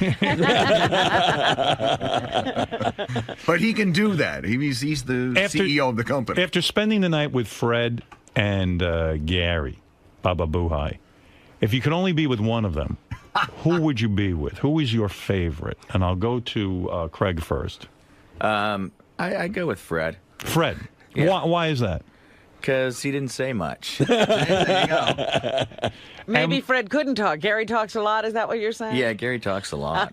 he doesn't get it. He doesn't. He's like a woman, right? Yeah, I was lucky because I was on the end, so he took the brunt of the talking. And is it mostly like nonsense talk, like? No, it was, just chatter. Yeah, he knows about everything, right? He's like, yeah. Oh, this reminds me of the time. Did you know the Knicks did this? Yeah, my boy Lucas plays basketball too. It's always a constant dialogue, right? Yeah. Would you rather have Gary not been there and just gone with Fred? No. I had a great time. Yeah. Yeah, it was cool. It was a good game, too. Yeah, it was a really good game. John, it's hard to watch the game and sit with those guys at the same time because it's really loud. It's a sporting event. Right. And you want to see the game. Right. At the same time, you want to talk to those guys, but you can't really have a conversation. Well, Gary should understand that. I mean, he's talking through the whole game, right? Kind of. What is he talking about? Guy talk. Guy talk. Basketball. You know, I know you guys probably saw my pitch at Shea Stadium, but I gotta tell you, I do know a lot about sports. Did you read my book? Absolutely. You did? Do you know my father's name was Sally Fu? That was his nickname? Sally Fu could have been a gangster, but he took the straight and narrow path. John, did you agree that Gary would be the guy you wouldn't want to be? Like, you'd rather be with Fred? No, they were both great. They were both equally great? Yes. All right, well, very nice. He's a diplomat. When you got to the part of my book with the lists, did you enjoy it? Oh, absolutely. You did? Howard made fun of me. But I know it set a tone for the book. I understand that you're from Utah. Now, which disc would you take back to Utah with you? Wait, if it only was anything like that. They said you didn't shut up. No, he said I didn't shut up, and I hardly talked to him the whole game. He was 2 seats away. Nobody could hear anything. He says you didn't shut up. No, John was sitting What, next he's lying? Yeah.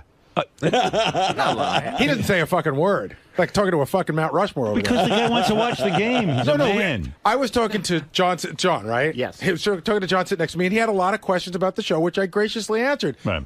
We hardly got to talk, except when John got up to go to the bathroom. He said you didn't shut up. I'm going with him. You should go with him. You'll be bored to tears. Craig and John. All right. Well, enjoy the show. And Anthony, what can I do for you?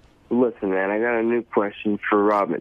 Dude. And possibly George. Want to know when's the last time they got their asshole licked? George, when's the last time you had your asshole licked? Sunday. Oh. Well, That's a George good has one. had it sooner than me. When's the last time you had that, Robin? I can't remember. Can't even remember. Was it really long ago? Asshole licking? Yeah. That doesn't happen all the time. You know what? I'm not much into that, but when Brad obviously It licks, happens. when Brad does that to you, do you feel obligated to lick his asshole? No, not necessarily. It's not quid pro quo. I mean, it's spontaneous. You know, it's happening while we're wrestling. Oh, he's licking and wrestling and How does he win the wrestling match? If I know you guys like to wrestle, but how does he win the wrestling match if you're busy licking his asshole? Or he's busy licking your asshole. We don't stay at it. You know, it just happens while if. So his face ends up in your ass, you know. and then he starts licking your asshole. It's just in passing. Right. It's a little sign of affection. When you do that, though, that's a heavy taste. I mean, that's a thick. No, we're clean. Yeah, but I don't care how much you they clean. shower first. Yes. You remember. When he licks it, though, does he get in there and get the sphincter, or No. No. What Just, you know. What? Just a swipe? Yes. Swipe. Swipe. I could use a swipe myself. You guys had a good time in there today? Yeah, it was fine. You afraid you might have stepped on Gary a little bit, or is it? No, yeah, he misunderstood it a little bit. All I was saying is I heard him and John talking the whole time. It wasn't anything big, but I could hear him. It was loud at the game, so I couldn't really contribute to the conversation at all.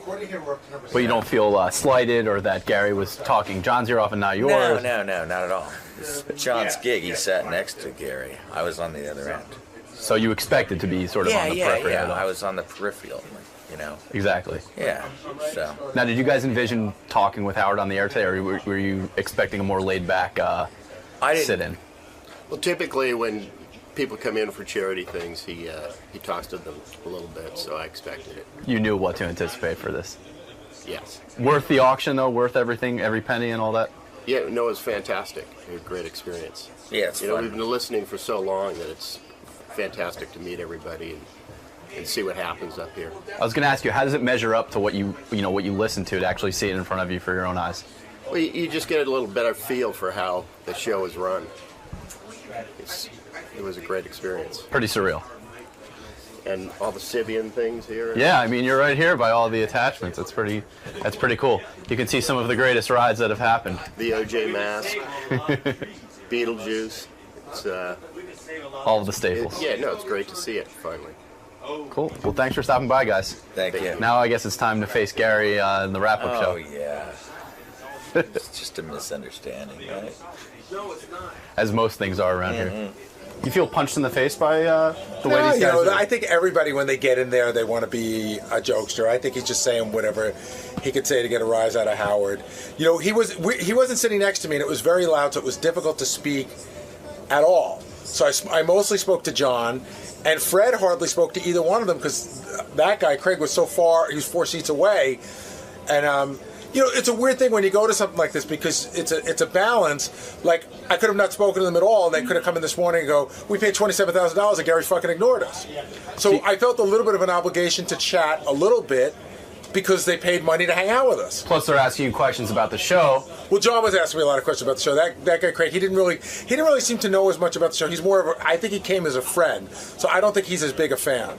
But at the same time, you want to watch the game. You want to let them watch the game. So it's you're saying. I don't think listen. There's a lot of downtimes, a lot of timeouts. I don't think I was interrupting during the game, and like I said, I didn't talk to him much at all because I didn't really have a clear shot at him. So when John got up to go to the bathroom twice. Again, I talked to him because it was weird. I felt like if I talked to Fred, like I was turning my back on the guy who paid money to be there. Listen, he could have come in, no matter what I did last night, he could have come in with an angle on it. You feel they feel the need to shtick it up in front of Howard. You know what? I got great seats to sit into that game. I had a good time with Fred. I had a good time with the guys, and that's it.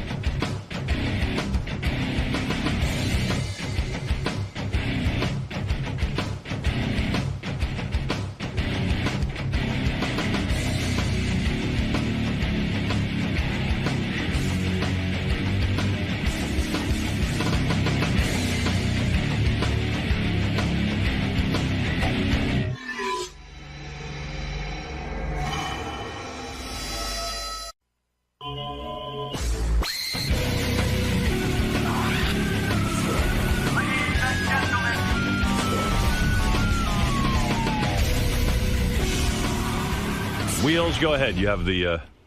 I got to get to a commercial break. Kim Cattrall's going to stop by. I'll tell you how that happened. Oh, really? Yeah, she emailed me, said I have to get on right away. She's in some sort of movie that needs immediate fan attention. She said, stop everything. Yeah. Let me on. We said, well, we'll have you in next week because she's Kim Cattrall, Sex and the City. Want to hear? Said we'll spend some time with you. We don't have time. No. She said, I got to get the fuck on your show because I need people to see this movie.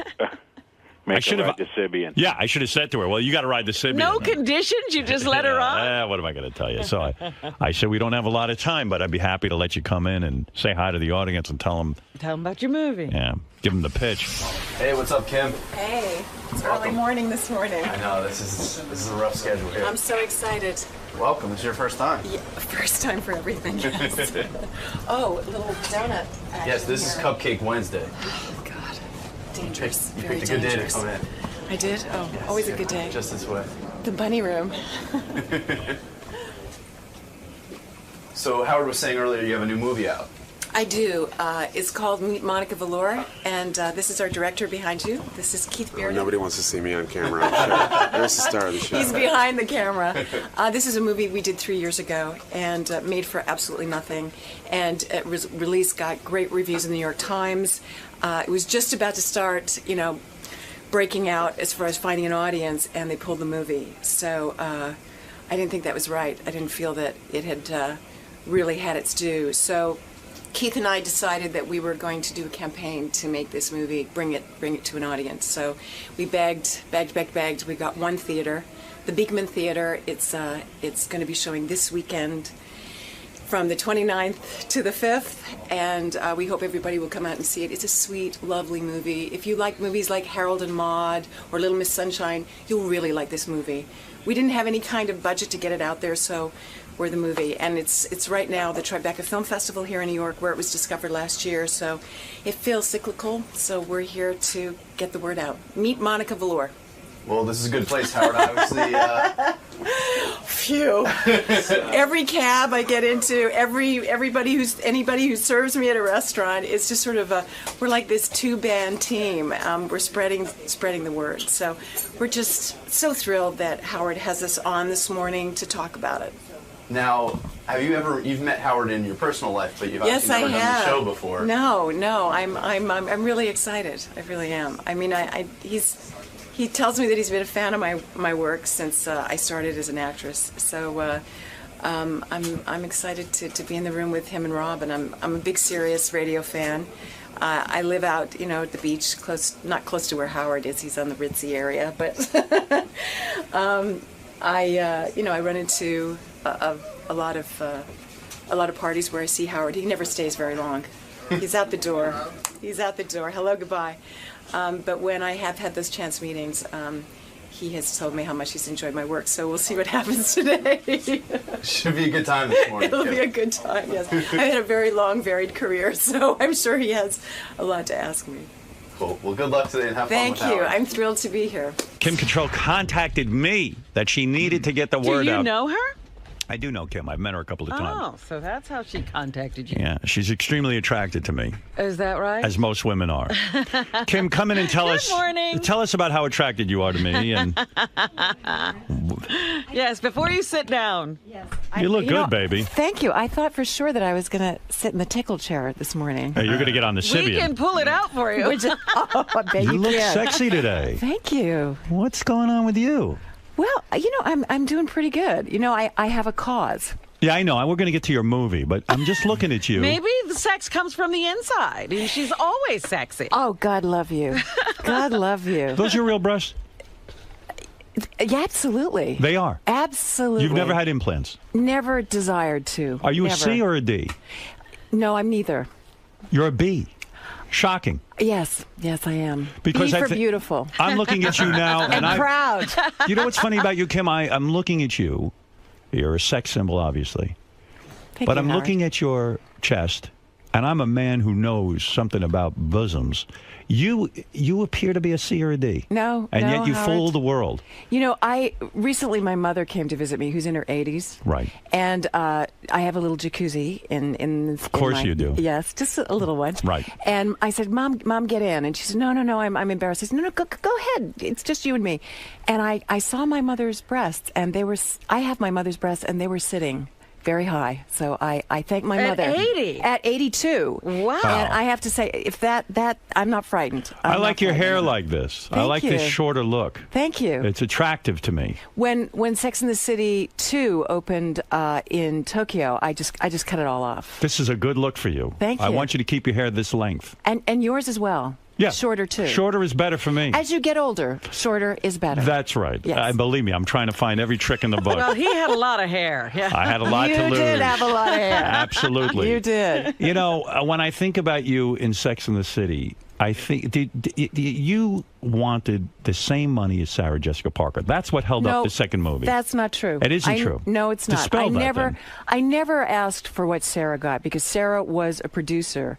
I felt that what they were offering the three of us, without a script, without a start date, was not fair after Right. us being in that show and being such an integral part, not just playing the parts, but we inspired so many of the storylines. You played the parts well. The show was a huge hit, and you said, listen, if I'm ever going to make the big money, it's going to be in this Now. movie. This is it. Exactly. We didn't have what other actresses on regular television, we didn't have sponsors. Right. So, there was no way we were ever going to make per episode what Jennifer Aniston, millions of dollars. Never. I've ever. always heard that HBO is infamously cheap in the sense that they will get, first of all, when they signed you guys up, no one knew it would be a hit.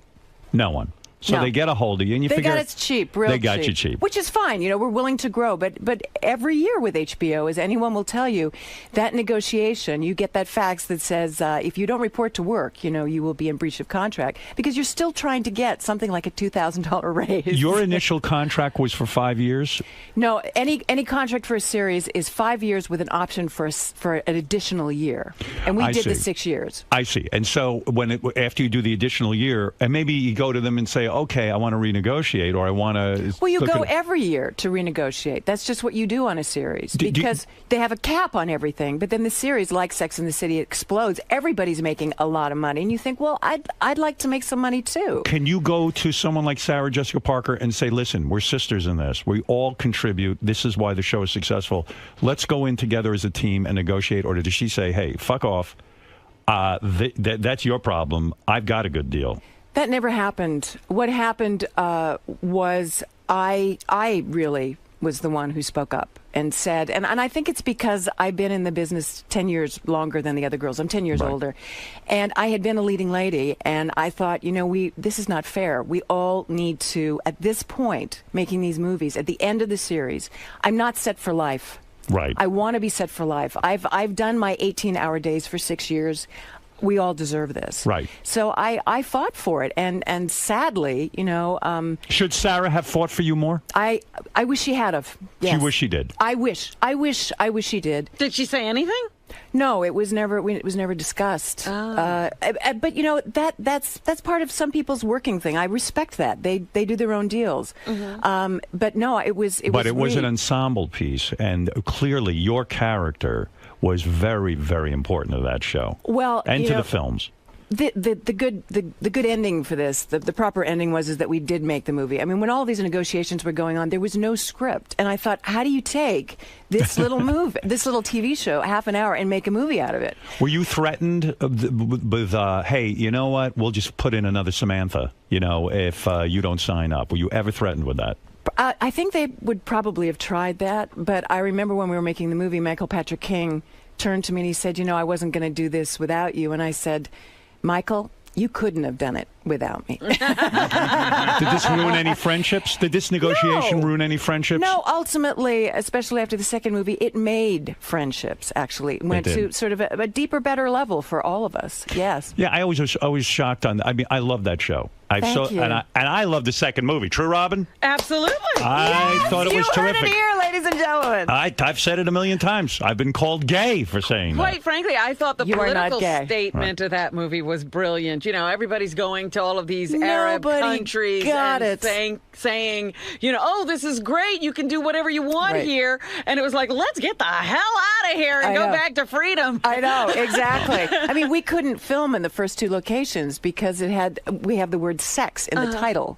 Do you think you got that role because in real life you are this wild sexual person or something? No, I had done a film called Live Nude Girls, and I think from a very early age, films like Porky's and Police Academy and Mannequin, for me as an actress, where I really live is in the theater, but you can't make a living in the theater. No. So, I mean, if you look at my resume, it's like two different actresses. One is like this theater career, which is very classical, and the other one is like these crazy movies that I was doing, but I was really paying my rent. Right. I didn't come from, I'm a blue-collar girl, I didn't want to go back to waitressing and slinging hash. I wanted to continue, even, in a movie that I felt, well, it's not exactly what I want to do, but it's going to pay my rent for the next 6 months. Sure, no, which it's a Porky's business. did. Right. Absolutely. Porky's. What did you mean in your email to me?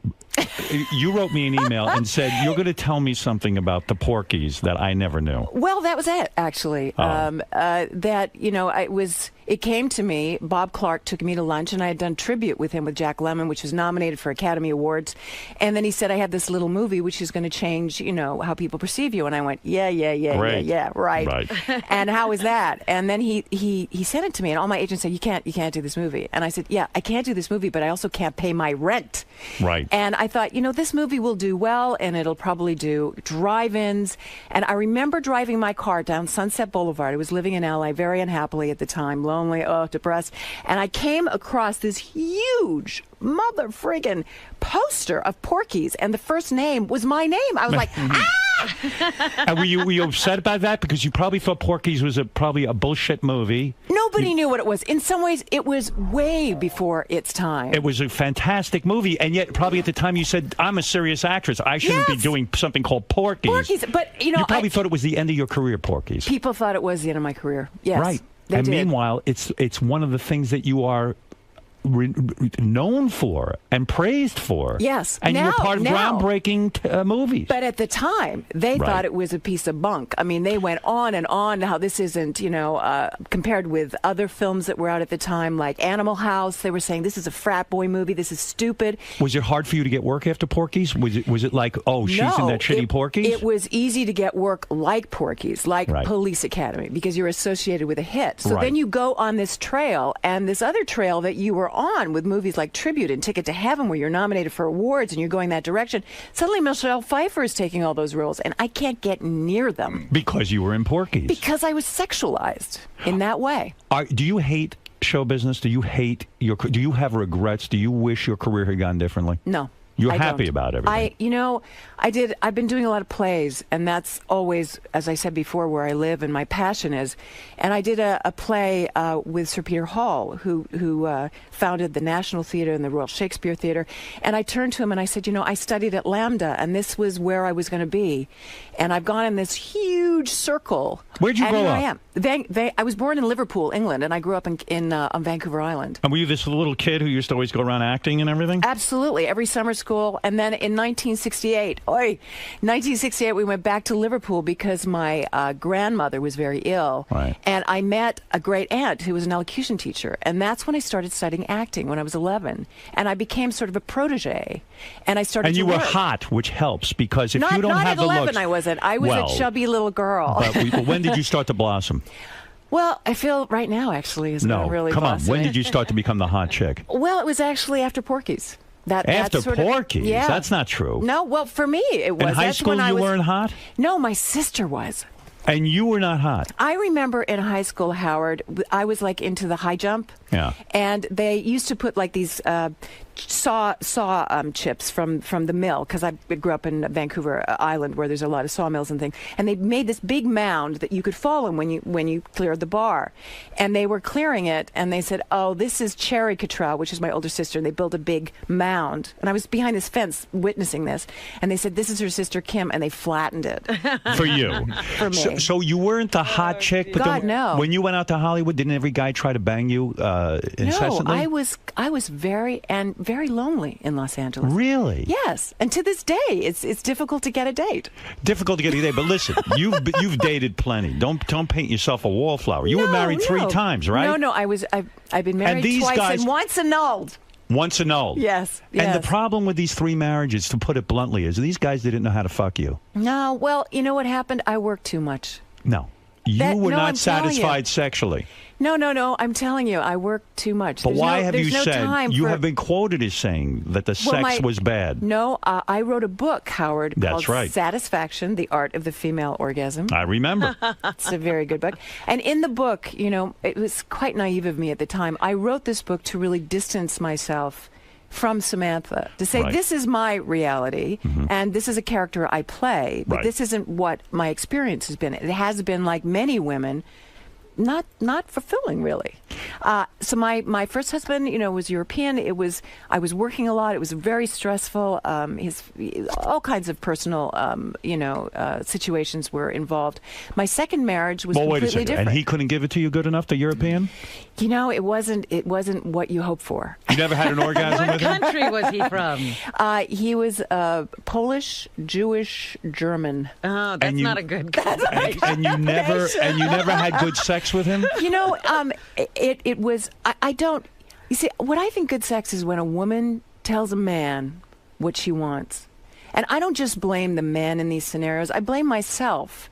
Because I was scared to ask. I was scared to say, I don't know. I was scared to say, can we try this? Right. You were afraid to say, listen, I'm not getting off on this. Maybe you could do this to me or do that to me. Exactly. You were afraid to ask for what you needed. I didn't know what I needed. It's funny because you're such a good actress, especially when you take on a role like Samantha. I look at you and think of you as the most sexual person who is not afraid of anything because you've become that to me. You're too good at it. Well, something. I did a scene as Samantha where I had to be photographed nude. That's right. And I didn't have any dialogue or anything to hang on to when we shot the photograph. And I said, you just got to give me a minute because I couldn't do it. Really? I couldn't do it as Kim. But you did it. What I did was I went behind this little flap and I said a bunch of lines from the upcoming episode. And I went, I got it. You got into character. I got it. In character, I can do it. But it's Kim. That's why people say, oh, we've seen you nude. You haven't actually seen Kim nude. You've seen the characters that I play nude. But you haven't been lonely. I mean, you dated Pierre Trudeau, who was the Prime Minister of Canada. He couldn't give it to you good? I was so young. Young. Very young. I was in my early 20s, and he was this incredible figure in my, it was like, it would be like old was he dating Obama, you know what I mean? Right. How old were you? How old was he? He was in his early 60s. You dated, when you were in your 20s, you dated a guy in his 60s? Yes. It's not unheard of, Howard. I know, but did it freak you out? No, he was in great shape. Really? You were attracted to him? Power is very attractive. It's an aphrodisiac. Well, when a guy pulls down his pants, he has gray pubes. That can turn off a 20-year-old girl, no? You know what? I didn't see that. You didn't see gray pubes? No, I on didn't. Pierre Trudeau? I wasn't looking. You know, I wasn't looking for that. You know what I was looking for? What were you looking for? You know, he was a fascinating man. A really fascinating man. And who broke up with who then? Well, it was kind of, one of those things. He was busy, I was busy, and I'm sure I wasn't the only young woman that he was, had his eye on. And I got a boyfriend, so it kind of was... it fizzled. Fizzled. Who was the boyfriend? You dated Bruce Willis, too. What happened there? I didn't date Bruce You didn't? Willis. This is a myth. Bruce Willis and I think, passed on 495 or 27 on the way to some kind of event. You never had him? I've worked with him on Bonfire of the Vanities, and we did a read-through, and I haven't seen him since. At the time, I would have liked to. No sex. But no Bruce Willis. No. Wow. 3 marriages, no Bruce Willis. 2 marriages, 1 annulment. I call that 3 marriages. What do you mean annulment? That means you didn't bang the guy. No, usually, hopefully, you're at least a little, knowledgeable of someone sexually before you marry them. It just, he was a Canadian, and he was getting his green card. This is a very yeah. And I loved him in that moment, but always we knew that it wasn't going to go anywhere. And there was no sex? No, it was a relationship. I'm not saying that I didn't love him. Are you difficult to be in a relationship with? You know what? I am because I'm married to my job. You love your job. I love my job, yes. Never had children? Never had children, no. And you didn't want them, did you? I did want children. You did want children? Yes, I did. For many years, I wanted children. And I just kept thinking, after this, it will happen. Or this is the guy. And then that would kind of not work out. I thought, well, this is the guy. And then suddenly I thought, it's not going to happen. There's no time for it. So I thought to myself, well, how can I be a mom then? And I looked and I said, I have nieces and nephews. I have young actors I can mentor. And that's why being part of the Canadian Film Center and being a mentor there, with the young Canadian actresses, which I walked that walk, is incredibly satisfying. Is this new movie? Is this part of this Canadian Film Center? And you're so passionate about it. You're like, I got to get in there and I got to convince your listeners to go see this. What is this new movie you're in? It's called Meet Monica Velour. Meet Monica Velour. Is this where you play a porn star or a prostitute? I'm a porn star from 1978. She was Miss January 1978. And now we see her 30 years later. Are you disgusted with the porn business as in the movie? No, she never goes into that. She believes that when she was doing it in the 70s, we were artists then. Right.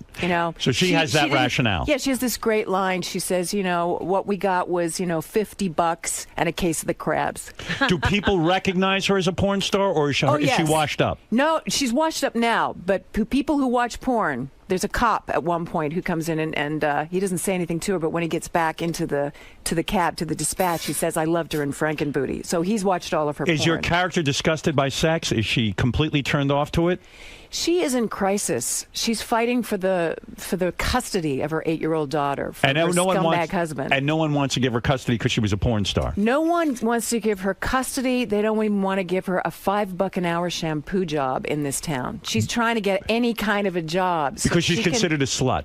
She's an outcast. This movie is about outcasts. That's Are you nude in it? You would have to be nude. No. Do you have love scenes? Yes, Why does she have to be? I don't know. Hey! The thing that's great about this movie is the people that you expect to see naked, you don't. And the people you don't want to see naked, you do. Like Brian Dennehy. You see the whole ball sack. You see his ass. You see everything. Ass and ball sack. Yes. What? If that's Brian or his Brian character. Dennehy. I hate to admit it. I've always wanted to see his ball sack. Yeah, I'm kind of weird about that. Thought about Brian's ball sack. Now, why did you? I read a story about you in the paper about this new movie. And by the way, the new movie is called Meet Monica Velour, and Kim's so passionate about it, she'll be doing Q&As at the. You know what else I'll be doing? Serving popcorn at the concession. If they could get me to do that, you think this is that important a film? I really do. Why did you get upset? I read in the paper you got pissed off at a reporter. Reporter came up to you and said, "Look, you have a young coach. So I'm going to set it up. Okay. There's two. I've been pissed off a little bit lately. I was angry with Anchor Bay Films because they bought this at Tribeca last year. Now, this was a hit at Tribeca. They compared it to Harold and Maude and Little Miss Sunshine. Got great reviews in the Hollywood Reporter, Variety. It was saying the work of my life, of her career, 35 years. I was like, yes, finally we're going to take Samantha and we're going to change all of that. This could be your Academy Award. Well, I don't know about that. What it could do is open people's idea as me as an actress playing other than one role that I'm known for. Right. You don't want to be Herman Munster. You don't want to be Samantha. That's it. I love Samantha. I owe her a lot, but I can do more. Okay. So I thought, here we have. Then my schedule last year was crazy. I was doing 2 plays in the West End and a television show for PBS, which was on PBS, Any Human Heart. So this was my window. And this window, for most movies, Hollywood is polishing turds at this time of year. Right. They're putting things out there which are not very good. There's a lot of shitty movies with no plot, nothing to really see. Exactly. And this is the time of year before the blockbusters. This little gem comes out, gets a great review in the New York Times. They have no money for advertising. Right. So, okay, I've got celebrity status. I do every show I can in New York. I do every show in L.A. We go to Detroit where we filmed it. I do an opening there. I create an opening with the Canadian Film Center. So it goes worldwide. And this is a word-of-mouth movie, but there's no ads in the New York Times, a tiny little ad. They got no money. New York Magazine, not even an ad there. So why are you angry? Because they pulled the movie. And they pulled the movie on a night where friends of mine was in one movie in New York at the Clearview Cinema. You mean you're mad at the movie studio for pulling the movie out because they had no advertising money? No, they had no advertising, so nobody came. And just as they were starting to find an audience, and there's this website you can go to called The Numbers, and the day before they pulled it, we were up 192%, which if that had continued, which it would have through word of mouth, we would have become one of the top 10 independent American movies of that week. So they pulled the plug too early is your complaint. Now, the other complaint I heard Now, was... let me finish. Go ahead. So I called them and said, what can we do about this? I'll do anything. Please, another week. Finally, they said, it's not us, Anchor Bay, who are pulling it. It's the movie theaters because the Tribeca Film Festival. I said, but who do I talk to? Who are the movie theater owners? So we've got you a theater. I said, okay, where is it? It's the Beekman Theater on 66th and 2nd. I said, I'll do Q&As. I'll do whatever they have. They say, will you have sex with a member of the audience for the movie? Are you really that passionate? Would well, you I don't know if I go that far. I will prostitute myself listen to me. You will have a packed house. How about a hand job? But I am willing to talk. I am willing to talk sex for this movie. You're willing to go talk all sex. out. Yes, for this movie because I believe in it. I think Keith Bearden, it's his first movie. He did a fantastic job.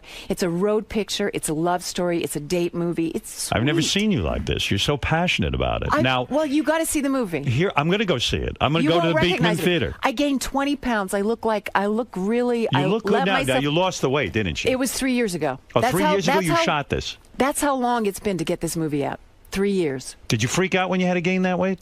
I loved it. You loved it. What did you do to gain 20 pounds? Did you eat like shitty pizza and ice cream? Everything. Everything. And I don't have a private chef. What happened to your body? Did you get a cellulite? Oh, yeah. You did? Well, every woman has cellulite. You have cellulite? Every woman has cellulite. How does your ass look naked? I like my ass. It's nice. I like my ass. No dimples of cellulite? I'm sure there are, but, my apartment is very well lit. When's the last time you got laid? Oh, God. Robin has no cellulite, by the way. None? Absolutely not. None. We Zero. all do, don't we? Come on. Absolutely. I've seen anorexics with it. With cellulite? Yes, You should see my ass. Holy cow. You should see Brian Dennehy's ass. That ain't nothing to look at. It's nothing to look at. I had cellulite in my 20s. So did I. So you're telling me... that I have cellulite. Yes. When was the last time you had sex, honestly? Oh, my God. I can't remember. Well, wait a second. Let me tell you what I heard. I want to get to this. I read in the newspaper that you, when you shot this movie, yes, I guess somehow the director and your young co-star, said that you did a love scene or some scene where you're making out with him. And the rumor got started that he got a boner working with you. It's not true. And then a reporter asked you about it, and you blew up. And I said, what's with Kim? So they said, listen, the kid got a boner kissing her. I'd get a boner kissing you. Thank you, Howard. You're goddamn right. Thank you. No, that never happened. It really didn't happen. And this was, I'd flown in that day, and, then I get this little reporter who's saying, so tell me about, how Dusty and Keith said this. And, Keith and Dusty, this is their first big movie. They're so excited. Right. They don't know what to say or not to say in kind of a joking way. Right. And we had such a serious relationship. I mean, Keith cast me as this. He could have had really so many actresses, because these plum roles in your 50s, they just don't write them. Right. And we rehearsed for weeks. I transformed myself. He had me stay and listen to people. I lower my voice an octave for this role. So All you're of these saying things. it trivializes everything? Absolutely. It trivializes the movie. It trivializes everything. And people are just waiting for that hook. That same But night. listen to me. Listen to me. Yes.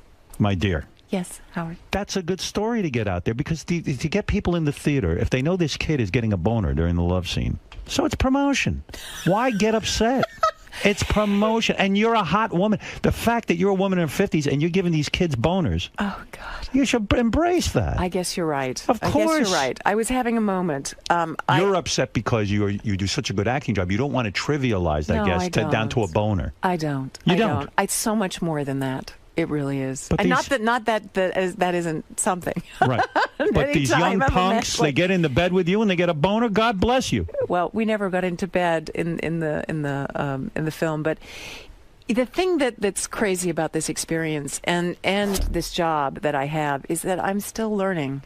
Are you denying that this kid got a boner? Is that what you're saying? I was. No. Wouldn't know. He was a born-again Christian when we worked. He's no longer a born-again Christian. You ruined it. No, I said to him, I think you might want to rethink the not ever having sex before you get married idea. Yeah. And he did, and he's out there dating now. But He when is. I met him, he was just this, he's home-taught. He's very naive. So if He the would kid be says so he got a nervous. boner, then it's probably true. But I don't the think he question is did. to whether he said it, Howard. I think he said it as a joke, Howard. Oh, you do? I do. He doesn't need to be joking on your time. in other words. Not really. Okay, Not really. I understand. Not really. So you were sensitive about it. I was, because I think that film is so much more than that. I really do. I mean, it is about sex. It's about people who've been sexualized and marginalized, and they're outcasts. Can you relate to this character as an actress? When you got to Absolutely. Hollywood as a young woman, were you ever molested or attempted? Was there ever an attempt at molesting you Oh, my for God, a casting yes. couch thing? Yeah. Yes. Yes. That directors would throw you down on a couch and say, "Give me No, your." it wasn't as obvious as that. It was. I remember coming to Hollywood to test for Elia Kazan for The Last Tycoon. This was years ago, and a man called Sam Spiegel, who did films like On the Waterfront. He was a huge producer and incredibly gross. And he looked like a lizard, Right. And I remember coming to the Paramount lot. They flew me from Vancouver Island. I was so excited. And I just graduated from theater school. I'd done one film with Otto Preminger, a terrible film called Rosebud. And this was going to be my thing. I was meeting the great Elia Kazan. Right. And I auditioned for him, and he went, "That's terrific. Now I want you to go in and audition for Sam Spiegel." So I auditioned for him, and he was sitting behind a huge desk, sort of like this, and he said, "Come here." And I thought, oh, well, I guess he wants to see my face to see if I, photograph well or something. I was literally 18 years old. Oh, God. And he came towards me, put his hands behind me, and pushed me towards him and tried to put his tongue in my mouth. And he was in his 70s at that point, and I literally went, "Bah, bah, bah, bah, bah," and I ran out of the room. And this was the Hollywood moment. I got into my car because my agent at the time had driven me to Paramount Studios. I didn't know how to drive at that time. I sat next to her and I told her what happened, and she said, "So what did you do?" Like, I didn't play into it. Oh my God, that makes me so sad. It makes me so sad too. I mean, I'm thinking of you as an 18-year-old girl. You're full of hope. Oh. You get your big audition. You go in there, and you're auditioning your heart out. And meanwhile, all this guy's thinking about, I'm going to jam my tongue down this chick's throat. And then an invitation to go up to San Francisco with him. Even after that. Even after that. And I just thought, you know what? I can't. What do you want to give up at that point? Because if it's all based on that, and you're 18 years old, it just looks bleak, doesn't it? It does. It does. How do you persevere through something like that? Well, I really categorized that as that person and thought that exists, and knowledge is power at any age, at any time in your life. And I thought, I'm never going to be in a situation where I don't have anybody with me. But were you shy to audition again? Like was it the thought in the back of your mind? Oh, these guys just want to fuck me, and that's it. I mean, I'm just. That's what it's all about. Yeah. No, I felt that I was a contract player at Universal Studios, and they knew about what had happened shortly after that, and I felt protected by the company. I came up with Sharon Gless and Jamie Lee Curtis. We were all young actresses at the Universal Studios, last contract players in the system. Right. And I felt so much. Contract player means you were signed to a studio for 7 years of your life. Wow. Yeah. And you only work for them. Only for them. Isn't that must have driven you nuts? Because when you would get offered roles, but it's kind of a beautiful thing too, because you're guaranteed work. Exactly. And I had a big, huge student loan over my head, and I had to pay that student loan. Are you a multimillionaire at this point? No. You're not? Even after Sex in the City? No, I'm not multi. I'm okay for the rest of my life if I'm smart. I'm going to guess your net worth is about $10 to $15 million. Am I close? Well, that would be a multi-millionaire. That's right. Yeah, I guess with my properties, yeah, I guess so. But I have mortgages, and I help. So you have to be careful. You don't live the lifestyle. No. You can't go in and buy the latest Birkin bag, right? I don't want to. You don't want a Birkin bag? No, I don't ever want a Birkin bag, ever. Does it bother you that Sarah Jessica Parker's 20 times more wealthy than you? You know what? I still got more left in me. Who knows what I can do? You do. You never look better. I swear to God. I don't know what you're doing. What are you doing? Abstinence. You're not getting operated on? I don't even think you're pulled back or anything. Are you? No. You don't have any Botox? Nothing? I have Botox right here. You do? I do, right You here. look terrific. Thank you. You look natural. You don't look like one of these whacked out broads all pulled back with the duck lips. That's very easy for you to say, Howard, but I have to say I have a lot of sympathy for women, because where do we age in this country? You grow up with people like me, and as we start to age, people, they have this age rage thing. I go on the internet some lonely nights and I read an article and I think, oh, that's good. I like what the reporter's done. And then people have their comments, and some of them are, why doesn't this old hag go away? Right, like go off like the Indians used to send you off the tribe and then just go out and die in the woods. Exactly. And that was happening when I was in my 40s, and now I'm in my 50s. It's rageful. And these people can say it because you don't see their face. Is it the hardest thing? I mean, you probably see like a woman in her 20s. You can't be. You're funny. You're delightful. You walk into a room, guys are grabbing you, trying to tongue you, take you away, and then as you get older and older and older, watching that sort of reaction not happen has got to be maddening. Oh no, I still get that reaction. Oh, you do. Oh, you look good. Thanks. I think it's that, but it's also the feeling of this predator, in the room of Samantha. And after a while, people relax. But, people are looking at my face to see if I've had work done. They're not listening to what I'm saying. Or they're thinking, I haven't heard a word you said. You know who you're looking like? Who? I never realized you look like Michelle Pfeiffer. Oh, my God. Look at you. She just said all of her roles went to Michelle. Yeah. You do, though. Yeah. No, we do. We do. She's got different lips than I do. She has like more of those open mouths. So you haven't been with a man in a long time, huh? No, I've been single. I've been concentrating on my work. And when you say lonely nights, what do? You're on the computer all night? Sometimes I like to write. I like to read. That's what you're doing? I'm reading a great book right now by Michael Cunningham. What do you do to get the poison out? I take care of myself. Vibrator, huh? I take care of myself in many ways. Robin uses a rack of vibrators. Oh, there we go. Talk to her about it. All right, listen. Kim Cattrall is in a movie. I want to know what happened to that agent who was like, well, what was your reaction? Did you get rid of her? Eventually, yes. Yeah, yes. because that's no help. No. I mean, the actors out there, the agents work for you. You don't work for your agent. I mean, we're so scared to speak up because a lot of them, they won't take you on. There's so many people wanting to be part of this business, Look at this. Kim, here's the guy who tried to make out with you. Oh, no. That's his picture. Jesus. I mean, there's nothing grosser than that. Ashamed of himself. He was a frog in a tuxedo with one of those horrible tongues, like wrap around flies and things. If he'd been halfway decent looking, maybe put out a little, but for God's sakes. Never. Now, Kim is here because she wants you to see this movie. I'm excited about this movie. I am too. It's right down your audience because it's a Miss January 1978, and where is she now? I like it. I like the idea. And the young geek who travels halfway across the country to find her because he's in love with her. He thinks he's in love with her. This is the personification of women. And the first scene that you see this character in, I do a strip. Okay, now we're talking. Did you shave down for it? Well, we don't get that far, as you see. If No you vagina. see the movie, no. Titty? I'm not nude. I'm not nude. Do we in this see film. titty? No.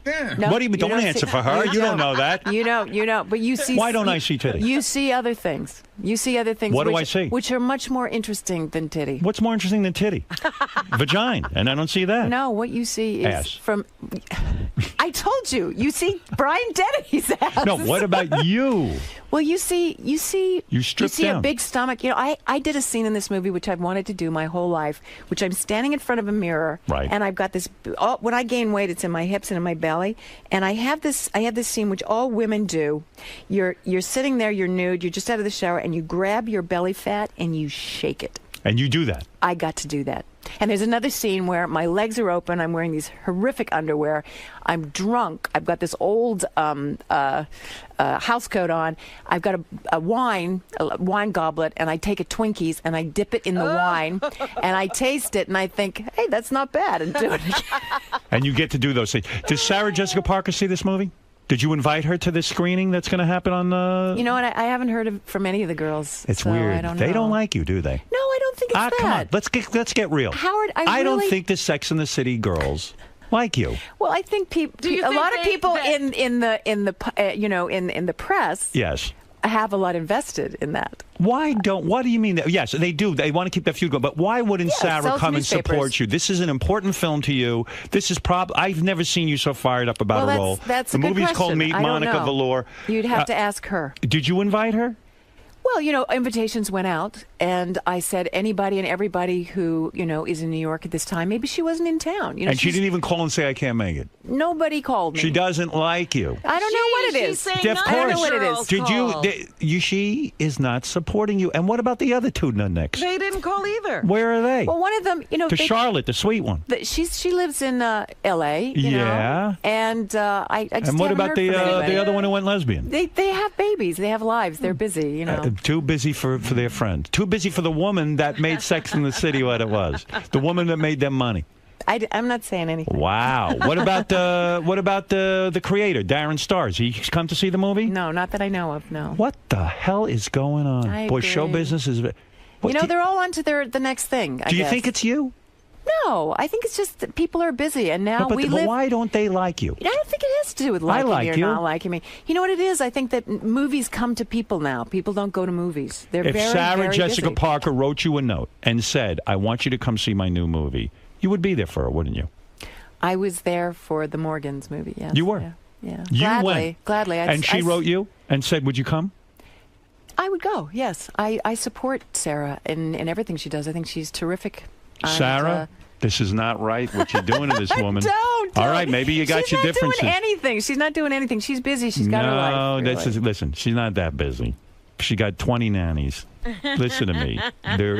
You're a woman. You work together with her. Put aside the differences. Go out and Well, support. maybe she'll come to the Beekman and she'll see it.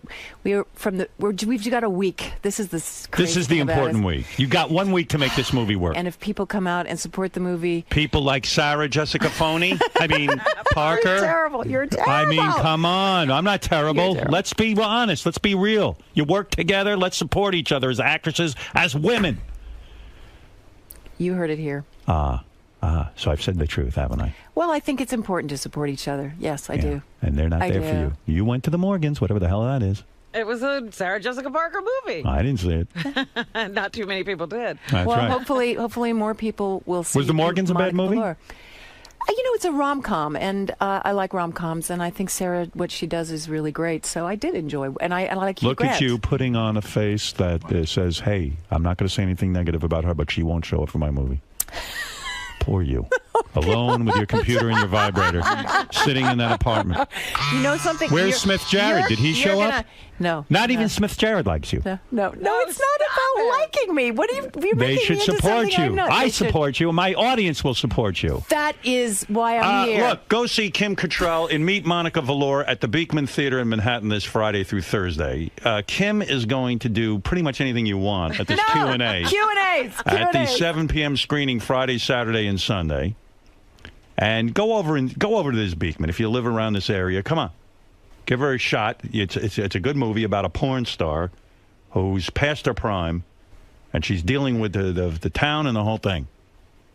Yeah, she's dealing with aging alone, fighting for the... Who are you hanging with these days? Pee Wee Herman? No. You don't even hear from him, do you? No, I don't even hear from him. I'm sorry for you. I don't think you have a friend in the business. I do. Well, you must be a monster. Michael Stipe is a good friend of mine. Oh, Michael Stipe. Yeah. And I think he's terrific. And him you like? I think he's amazing. Really a talented man. And he came to see the movie the second doing? day. What he is just he had doing? an album out. REM had just got like an amazing album. Really? Where they made a film for each song. They got different filmmakers, Sophia Cal and James Franco. They each made a film for each song. He's still creative. He's still doing movies. I mean, he did Being John Malkovich. I mean, he's a real he's an artist. I'm looking you over. I can't see how you don't have a man. It's crazy. They're terrified. No, I'm not terrified. But you're married. Oh, that's right. No wonder I'm not terrified. See, this is the problem. The That's older the you problem. get, they're either incredibly damaged or they're married. Well, I'm both of those things. So I'm a double header. All right, listen to me. You've said it all. We get the point. We like this idea of you in this movie. Now you need us to go. Yes. And we'll be there. Believe me, we're not Sarah Jessica Parker or those other two. I love you. I don't even know the Howard names of Stern. the other two, honestly. I love you, I know Howard you Stern. and Sarah Jessica Parker. I don't know the other who are those other two. two? The other two are replaceable. You're not. Kristen Davis and Cynthia Nixon. Yeah, I'm surprised you know their names based on their support of you. Well, look, it doesn't seem to bother you, so it's not going to bother me. I have a lot of great people in my I life. wish you great things. I wish you know what I wish for you? Yes. A beautiful trip to Peru where they rub good and plenty all over you. I'm not kidding. And a beautiful ceremony. Thank you. I wish that for you. Thank you. See, Kim, and I wish you happiness and success with this film. Yeah. Thank you. Thank you, Robin. Let me just say, see Kim Cattrall and Meet Monica Velour. That's the name of the movie, and it's going to be at the Beekman Theater. This is the make or break week for this movie. Let's go. It's in Manhattan this Friday through Thursday. This is it for... Listen, Kim needs you there. She's being honest. I do. Actresses don't often say that, but she's saying she needs you. It's worth your while. She's saying it might even be fun. Yes. It's Kim- actually a funny, sweet movie. You'll Yeah. enjoy it. That's right. And you'll see Brian Dennehy's ball sack. Yeah, can't wait. Close your eyes for that. Thank you for stopping by How here. can I thank you? Oh, I'll think For of a you. way. Yes. I know what you can do. Believe me. You made your Stern Show debut today. Yes, I did. I'm no longer a virgin to Howard Stern Show. What's it like making the transition from someone you know in your personal life to seeing them in their craft, seeing Howard behind his board? And You know, I feel that I know both of those Howards. I know the private Howard a little bit less, but he's always been incredibly generous to me and supportive of me, and today is just another indication of that in the guise of this persona, which is actually just a pussycat making fun. And it's, you know, he's a great actor in a way. He plays this role beautifully. And it's like playing tennis with him, you know? I feel like little McEnroe out there, you know? And so it was really a thrill. so you feel like he can walk that line between knowing you in Yes. your own way, but Yes, then and you know, he's very instinctual. He picks up a vibe about someone. And that's what he follows. The truth, his truth. And you got to go with that. And, you know, I'm not a bullshitter. He knows that. And I think that there's a chemistry that can happen on his show, and I felt that today. That's what was so exciting about it. So now that you've crossed into his universe, can we expect you back for many more I appearances? sure hope so. I really do. I have a play opening on Broadway in November, Private Lives, and he'll come, so maybe we'll sit down and talk about sex in 1921, which is what that play is about. Maybe steer away from the vibrator talk this time. Yes, exactly. I don't think they had those electrical units then. Right. Yeah. All right, Kim. Thanks a lot. Thank Okay, you. Good luck.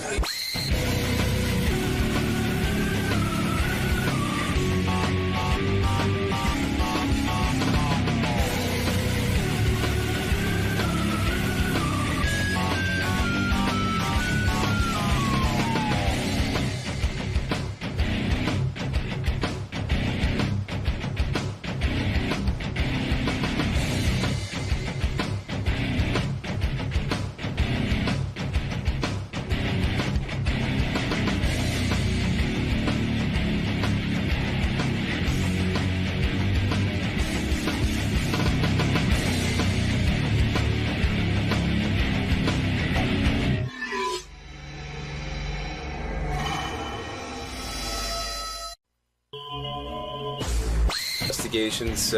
Do a number of different investigative services. These are two of my decoys, John and JoJo. So we're going to talk about that. We're going to talk about my book, Happens All the Time. We're going to talk about my dealings with the Church of Scientology, and I'm going to teach people how to cheat and catch them. So you're going to get behind your operation. Tell Howard how it works, how you catch cheaters. Absolutely. Absolutely. We're going to get behind the operation. All right, and, we're going to educate them. Best of luck today, Mark. Thank you very much. Hey, one of these guys is here. He's got one of these personal investigating services. He catches cheating spouses. I was just saying to Gary, I took Gary out to dinner last night for his birthday. What, is he 50? Gary? I don't know. Or is he old? Was it your 50th, Gary? Is that true? Was it your 50th? Yeah. How come your wife didn't have like a big 50th birthday party for you? Isn't that like a big milestone? Or she did, and we weren't Maybe invited. it's no big deal when Gary turns 50. I think that Mary's birthday is the day after mine. Yeah. So I don't think she wants to celebrate her birthday. Were you disappointed that she didn't sort of throw a big bash? Because a wife usually does that for a husband. You're a pretty good fucking husband. You know what? Some of our neighbors threw a small dinner party with a lot of our friends. Were you disappointed though in a way? No, it was okay. Did it occur to you that something might be happening? No. No? No. Gary was walking around all day with a big smile on his face. He was waiting for the big surprise. No, Opening every door, expecting somebody to jump out. I took Gary out to John George last night. Ooh, nice. What a great restaurant. Ladies Holy got shit. dressed up. Mary looking great. Beth looking great. They, they got dressed up. I put on my beautiful suit. Did you? Well, yeah. In the middle of the week. Yeah. Took Fafa Fooey out. I put on my beautiful suit that Howard bought me 2 birthdays ago. Yeah, he's getting a lot of use out of that. I do. I got to get you another new one. That's a nice suit. Yeah, it's so we had a nice night. So that's a big deal for Gary's 50th. So I said to Gary, because we're having this guy Mark on who has this private investigating service. I said, wouldn't it be just kind of cool, like, Mary's not cheating on you? I think well, Mary... Gary watches her anyway. He's got cameras all over the house. Right. So I was just like, but wouldn't it be cool to hire, like, they have a female private investigator and a male one. Oh, they do that thing where they try to entice you. Yeah. And so, like if this good-looking guy, like, went up to Mary and just was kind of, like, flirting with her at the supermarket, like, would it be interesting to see if she flirted back a little bit? Just to see how far she goes. Yeah. Hey, let me bring in Mark. But what if it goes too far? So then you divorce her. You got to. He's got to trust. Like, what if she blows the guy? Exactly. What if she says, hey, there's a hotel down the block? All right, this is Mark Chapetta. I think I'm saying that right. There's Mark. Hello. On the end there. And the hot chick is... that's the investigator, because I was going to say, who are these two investigators? Hot chick is JoJo Ryder. JoJo is the girl you meet at the bar, and then when you take her up for the blowjob, then she goes, guess what? You're fucked. And this good-looking gentleman is John Lamb. Hi there. Hi, Robin. How are you? Oh, my God. Oh, my God. The vibration from the bass, right? It's a good time. Robin, I'm going to fuck you. We're going to get a little squirrely later. I'm going to Maybe tell a your pinky in the ass. husband. I got a bag of carrots and cucumbers. Mark, I was saying to Gary, it'd be cool Yes, sir. to hire... What's the name of your company? On the Mark Investigations. We're based out of Brockton, Massachusetts. Be kind of cool to hire your company and, like, like, I'm reasonably comfortable that Beth isn't cheating on me. You're sure? Although I'm sure a lot of guys say that and find out they are.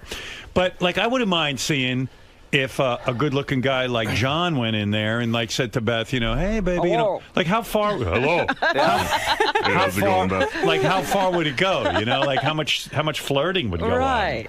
on? Now, you say an interesting statistic. Yes. 60% of the men you investigate go too far with these women, like they want to have sex with them, right? Really? 60%? Yeah, men are pigs, you know that. And, Right. And men can't risk temptation, especially JoJo. Gay men that like John. Oh, right. And then with JoJo as well. JoJo, 60% of the guys you investigate end up hitting on you? Yeah, probably about that much. What do you consider... going too far? Yeah, okay, let's say a guy's at the bar, he meets you, and he just talks to you for the night. We're not calling him a cheater, are we? No. If it gets handsy and hands-on and things are going, like, further and there's, like, innuendos and so on and so forth, then I get the kind of the nod or whatever from Mark. I kind of, we're in contact with each other. When do you get the nod? Like if a guy says, hey, let's go back to my room, then you have enough on him, right? I'll say, let me go freshen up or whatever, and you're out. Left. It all depends on, what the client also perceives as cheating, Howard, Right. As the former president of the United States didn't consider blowjob cheating. Right. So it depends on what the wife wants. So the wives hire you, they say, look, I want to know if my husband's cheating on Absolutely. me. I want the definitive answer. Yes. JoJo goes out. She puts on a hot little outfit. Absolutely. She goes over to the bar. She talks to the guy. Hey, how are you? I'm JoJo. Blah, blah, blah, blah, blah. A little small talk. Yep. The cheaters, how long does it take them before they make their move? It's all different. It's all different. Depends how drunk they are. And it depends on how aggressive they are and how much of a cheater they are. You know what I mean? It's all individual. And I'm always standing close by on any job that I take her or any of my other female decoys on. Yeah. I'm always shadowing them. That's for liability reasons. It's for the girl's safety. But JoJo, you never make out with the guy? It's gotten. How far has it gotten? Little titty feel? I almost fired her once. Really? For, How far did you go? I was new. I didn't know. What'd you do? You went down on the guy? Things. What'd you do with the guy? Did you fucking go down on him? I did things that he was really hot, and the client said she was done. Right. So that was game. Well, You that's know what I mean? That's what I'll get for my That clients. was one of my first jobs. One of your I first didn't know. jobs. You meet the guy at the bar. You didn't know that you're not supposed to do anything. Well, because I up until the point where if the client was still on it, if his wife was still on, of course I'm not going to go there. But she was like saying What that she happened? was done. You went to a bar.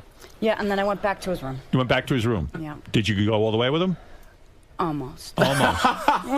He put his finger inside of you? Almost. Almost. Things happened. Blowjob. We both were satisfied. You both went down on each other. Kinda. And he didn't want to bang you?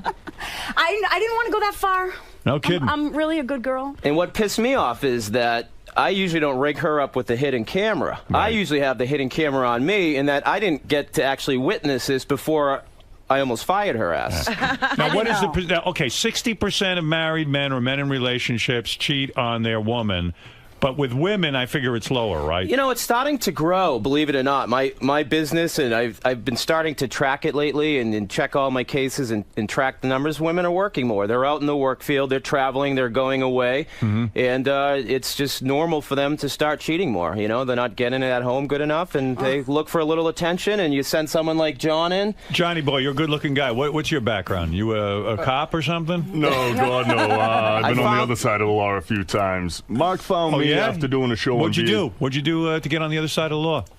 I've got a whole bunch of assault and batteries and then driving thing, but nothing bad. No, I used to bounce for years, so you smack around a drunk that's caused a problem, they press charges. Let's rephrase that. Everything that was dismissed. Yeah, everything's dismissed. You were cleared of all He was cleared, Yeah, or else I wouldn't yeah. use him. But I found him on Tool Academy. I saw him on VH1 on Tool Academy. And What's I said, Tool Academy? To show where girlfriends sign up to boyfriends because they're lying, cheating pieces of shit. Right. Okay. I'm not lying, cheating piece of shit. So what happens? You go out to a bar. A lot of these chicks, good-looking chicks. I guess it's guys with good-looking wives. I mean, it's a pretty vast mix. We got some 8s, some 7s, and then we got some 3 woofers. Right. So you go in there, you sit, you strike up a conversation with them, and how many women actually proposition you? I'd probably say pretty damn near close to half, if not a little more. No kidding. So so the rate's going up. In other words, there's a lot of women cheating on their men. Yeah, a lot of middle-aged women. Are most guys shocked when they find out that their wives are cheating on them? Do most of them think, I don't think... I mean, if they call you, they're suspicious. Most of them know before they hire me. They just like to self-torture themselves even more. They like confirmation. They like the confirmation. They like to torture themselves. Recently, within the last, I'd say about a year ago, John and I went to an island to perform a job, and his job was to hit on this beautiful young woman, and it was a couples resort. Right. And we're there together. Right. And we had to kind of confirm that we weren't doing each other to try to get the girl to even remotely look at him like we weren't gay. We went to a restaurant and they asked if we wanted a wine list. Skip the wine. We're going right to the blowjobs. Right. So what happens? So let's say you make the approach, right? You make the approach on this woman. She's hot, right? Yep. All right. And she's a married woman. And what do you do? Her partner's right there. How do you make the approach? Well, no. In certain situations, usually the partner's not there. Usually it's like a girls' night out or a trip away. Of course. I spend a brief amount of time just kind of getting to know them, see what their style is, see what they like. Some people like the big douchebag thing that I can put on. Other people like the slow, strong, silent type. And other people like a little scared little bitch. So I kind of do the impromptu eye contact, kind of wink and smile a little. So in this particular situation that you're talking about with this good-looking chick, you walked up and you say what? What's the line that you say to them to sort of warm up? I imagine the women... I'm not gay. That's not my boyfriend over there. I'm not fucking him tonight. I plan on fucking you. No, but you're a good-looking guy and everything, so they're probably open to speaking to you. But at the same point, what do you say to introduce yourself? Well, this one certain situation, I don't know, stop me if I break any confidentiality, but there were kids involved, so, you talk to the kids, be friendly. Right. You're like, hey, kids, how's it going? Want to see my van? I want to be your lollipops. daddy. Yeah, I like you kids, and your mom's pretty fucking hot. I want to tongue punch your dirt star. That's right. So you go over and you start playing with the kids and stuff like that. Yeah, like walking by, the kids were in the way, so I kind of like made conversation. Like, I wish you had a pair of floaties like that. High five, stuff like that. Right. And then conversation starts from there. Then they call the security at the pool and say, this guy's talking So the about... hot broad comes up. What is she, in a bathing suit? She's in a blue bikini? Yeah, she had a little tiny bikini thing on. And what do you, in order to entice her, what are you wearing, like a Speedo or something? No Speedo. I just had a typical bathing suit on, Right, like the board shorts. Board shorts. Might have had a tank top, a sleeveless shirt, or maybe the man tits out. Yeah, man tits are out. Yeah. Right, so you go up and say what to her? What do she say? Hey. Well, I start talking about the kids, and I offered a thing I got at the resort. It was like a toy for the pool and stuff, and we go on from there, and I'm like, I didn't know this was such a family-oriented place. It seems like we're the only single guys down here. Right. Are you with someone? You want to go out and grab a drink? And I don't want to get into too much of it. I don't know who listens to the show. What cute kids you have? Let's fuck. You know what? I'll say it. They did grab a drink together, and once they grab the drink together, then you're on to something. Well, I'm texting back and forth with the client, Howard, so I'm giving the client pretty much a play-by-play. In today's day, you can just constantly communicate with these people. Sure. I can send them instant video. I can send them instant photos. I can confirm them because I've had people... So you text back to the guy, hey, my man John's over at the bar having a drink with your wife. His hand's on her knee. She tells him that I'm overhearing the conversation. She says she's not married, and she is married. Wow. So these are signs. We're also there to download. He's there to download their brain. Right. Are they married? Do they have someone at home?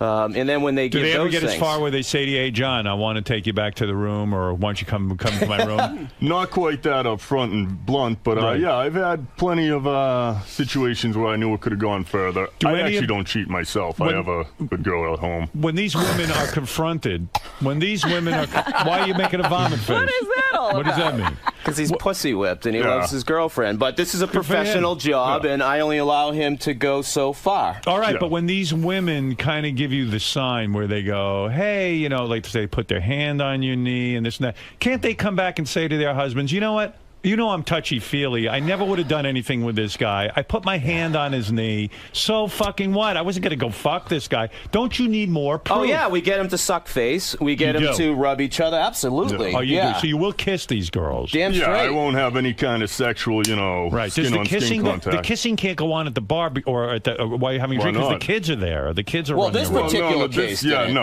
I wouldn't do anything in front of kids. That's kind of fucked up. I don't want to. So how far do you go with her so that the client actually has proof? Well, we did a case in Boston recently, John and I, and this particular case, the client insisted on being there. Right. So the client was with me, and we were in the back room. I was able to maneuver it, so we were in the back room, and we had the hidden video camera. We're watching it. We're watching John perform his act, and then we see him rubbing her, then we see them making out, and the client darted out, started yelling at her, flipping chairs over. Wow. So, so I have to be careful liability-wise. Is the rule now, don't bring the client with you, because if he flips out, which he probably is going to. You got a domestic on your hands, and I don't need that. That's right, and then you're sort of involved. Yeah. So you will kiss these girls, you will let them rub up on you and this kind of thing.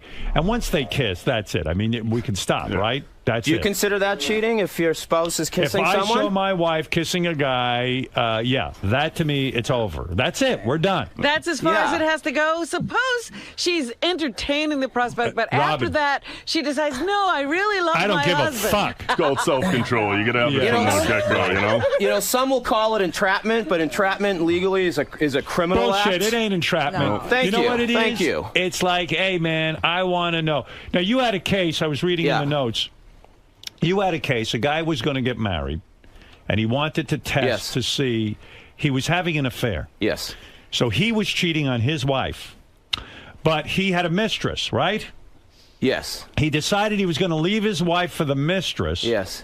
But he said, before I pull the plug, before I do this, how do I know my mistress isn't cheating on me? Right. So you brought in Big John. Yeah, this was this was like a year and a half ago. We Right did this after the case. show, so yeah, less than 2 years ago. And it turns out the mistress was 100% honest and not cheating. Not cheating. And he left his wife and he married the mistress. And he's happily ever after. Happy success story. And a lot of people will do it for their own well-being. When you get in your 30s and 40s, you may, it's an investment. It's a lot cheaper to hire an investigator for a few $1,000s than to spend tens of thousands of dollars on a nasty divorce. Right, absolutely. Damn straight. I don't know. So you think you're doing like a service? I You're am a helping private eye superhero, Robin. I was always torn on this kind of thing. One of it was like, hey, they're kind of home wreckers. On the other hand, but you know what? But wait a minute. Where would a guy go? Cheating is a home wrecker, not us. That's right. Don't expect to not get caught. I agree with you. Suppose the guy never gets hits on. Right. Gets hit on. Go ahead. She goes into the bar and starts hitting on him. Go ahead.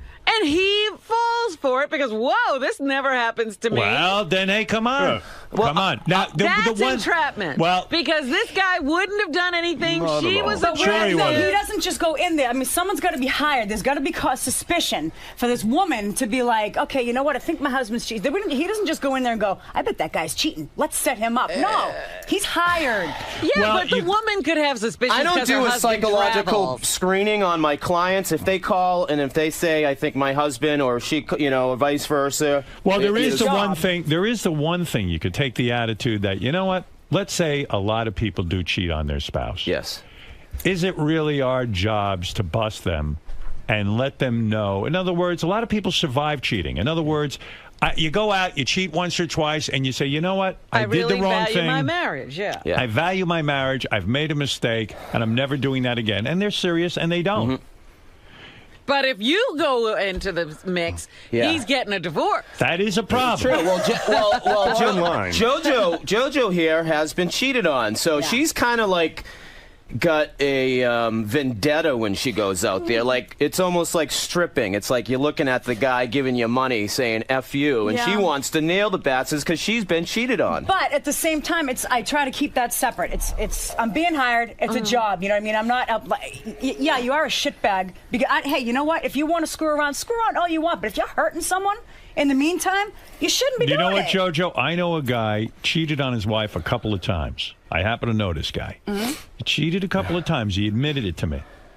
And he said to me, you know what? It was the biggest mistake of my life. My wife and I have a great marriage now. It's been, and this is a true story.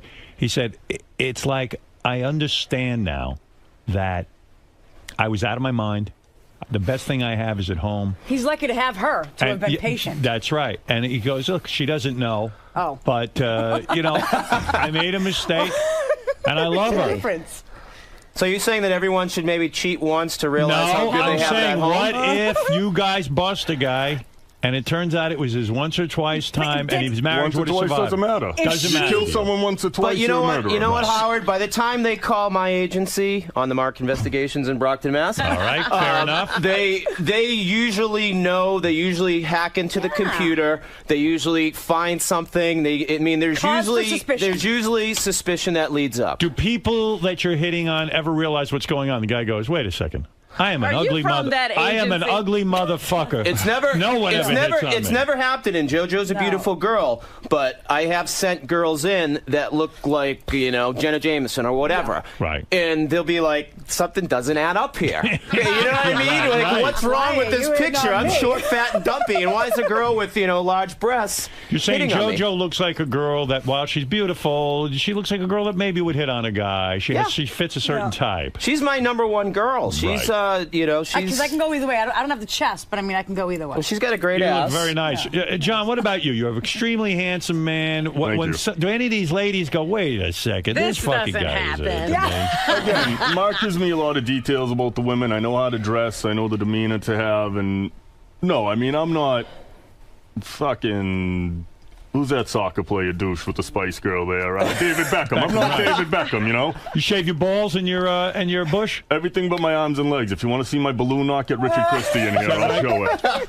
I don't want to see it. I'll be honest. Do you ever have to kiss ugly chicks? I mean, real heinous-looking wives? Not real heinous, but I've had some like sixes. I prefer eights are better, but Right, I'll sure. I'll play a little taunty hockey with a six for a bonus. If they're real heinous, just like the Jenna Jameson type, I won't send John in because he's almost too good looking. What's it cost And me too to tall. find out if my wife is a cheat?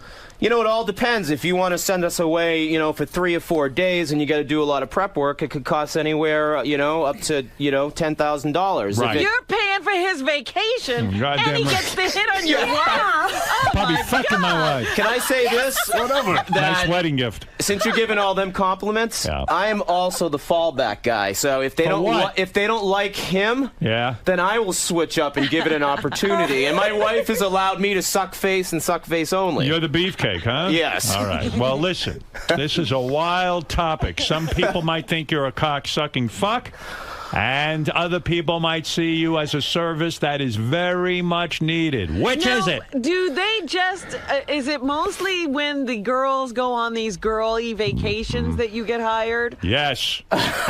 Because girls stick up for girls. There's a girl code like there's a guy code. Uh-huh. And it's happened a few times, you know. And lots of it happens in your local bar, your local restaurant, your local wherever they're going to be. You also do other kinds of Yes, sir. investigations. What the fuck is a paranormal investigation? What? You've never found me a any break. You don't do that, do you? Do you you know have what? those special machines? Are you a Ghostbuster? I'll be honest with People you. call you guys? I'll be honest with you. I promote it on my website, and if I get calls, I subcontract that out. Right. My company, we do a lot of we debug houses.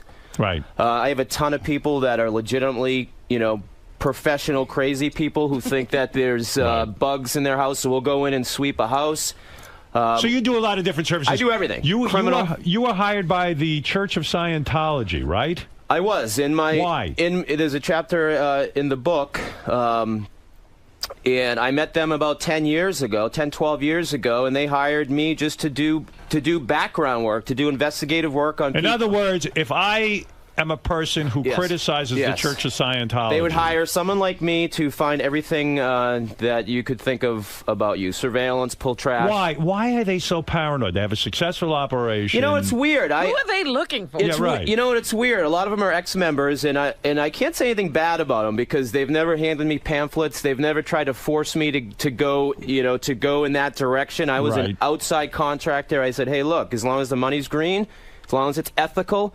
But I did have to go through the whole e-meter test before I started doing work for them. Really? Right. It was like something my third grader made with Why like don't 2 they toilet get- paper rolls, and they asked if I was a secret spy. Why not hire someone within Scientology? Why would they risk a guy like you who's a loudmouth going around Who's going to go on Howard That's Stern right. talk about it 10 That's years right. later? Hire someone from within. But you know what? Because I have nothing bad to say about them. They're actually nice people. They've been good to me. They were a good What do you client. find out about the people who criticize Scientology? Probably just nothing. anything. You just gather intel. Knowledge is power. And so what are they looking for? care? They want to discredit the person. In case it goes into litigation. There are a lot of ex-members that are out there to. You said while you were there, yes, Tom Cruise walks through a secret passageway and then appears in rooms. Maybe he just walks through walls. Why is that? Why? What do you mean a secret passageway? I was out at.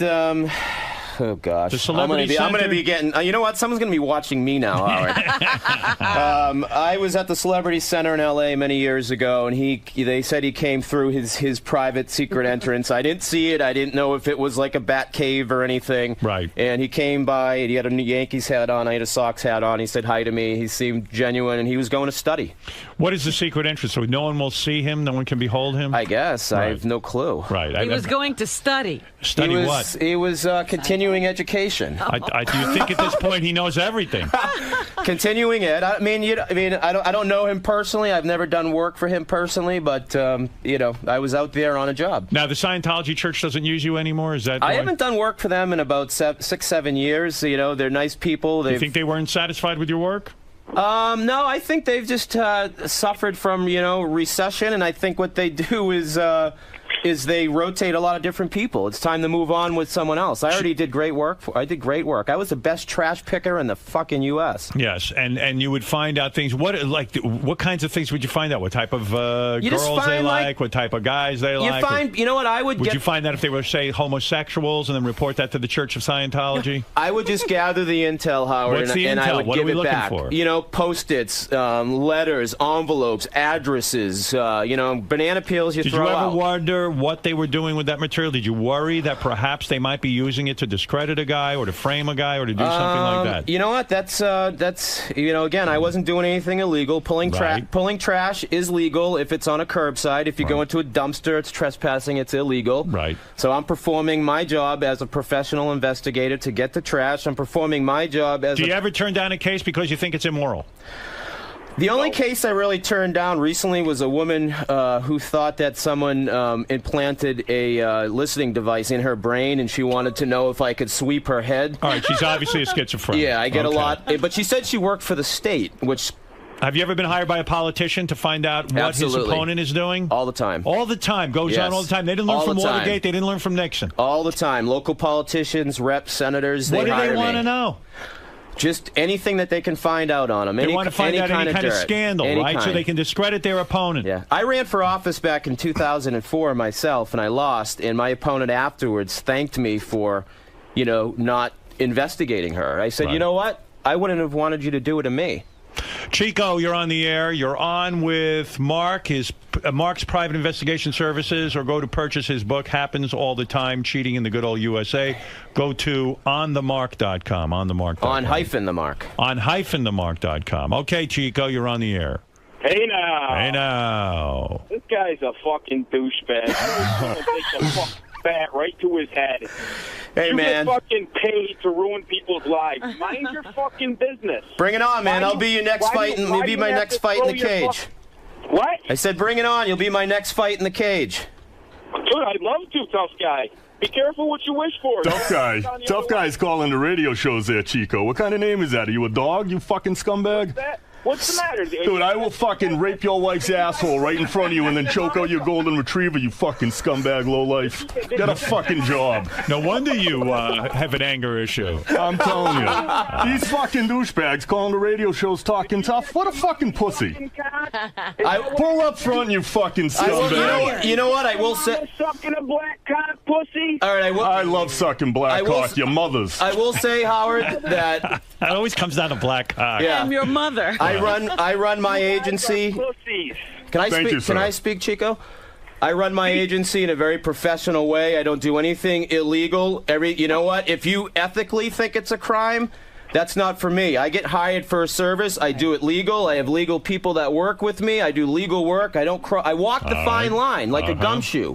All right, Chico. It doesn't mean that you're not a douchebag for what you're doing. Mind your fucking business. If you cheat, you're a douchebag for what you're doing. There's no reason to put the bait out there and fucking ruin people's fucking lives. Did you get caught? Did you get caught? Chico got caught cheating, man. Yeah. Chico and the man? I said, was it Chico and the man? How come Chico's phone connection is so low? Because he's poor. You don't think he's paying his phone bill? Yeah, pretty much. Yeah, he's got one of those government-paid No, cell you see, phones. I work for my money. I don't ruin people's lives like you scumbags. Thank you, sir. All right, thank you, Chico. Well, what about your extremely low voice, John? Does that ever freak women out? That's from all that Black Hawk Chico said I suck. It's high protein levels. I've had this voice since 7th grade. I haven't been able to date. I've had buddies' fathers in middle school that thought I was a drug dealer calling the house and I couldn't talk to them. Well, let me just say thank you guys for coming in. I Always appreciate it. fascinated I by this appreciate stuff. it. For more information on Mark's private investigation services or to purchase his book, Happens All the Time, Cheating in the Good Old USA, go to on-themark.com. All right, thanks, Thank guys. you very much for having us. It always gets people worked up, doesn't it? Thank you very much. It always does, man. Okay. Oh, well, thank you very much. All right. Can we take a photo surprised before no we career leave, in Howard? the Is that all right? Hey, nice to meet you. Can we take a photo for you? Sure. Thank you. All right. Thank you. Oh, absolutely. Thank you for coming. John, You guys are can great. you go get your phone so we can take some absolutely. photos? Yeah, you look handsome, man. Thank you. You look great. Thank you. Did my wife send you? Yeah. Did my wife send them? Yeah, right. Mark.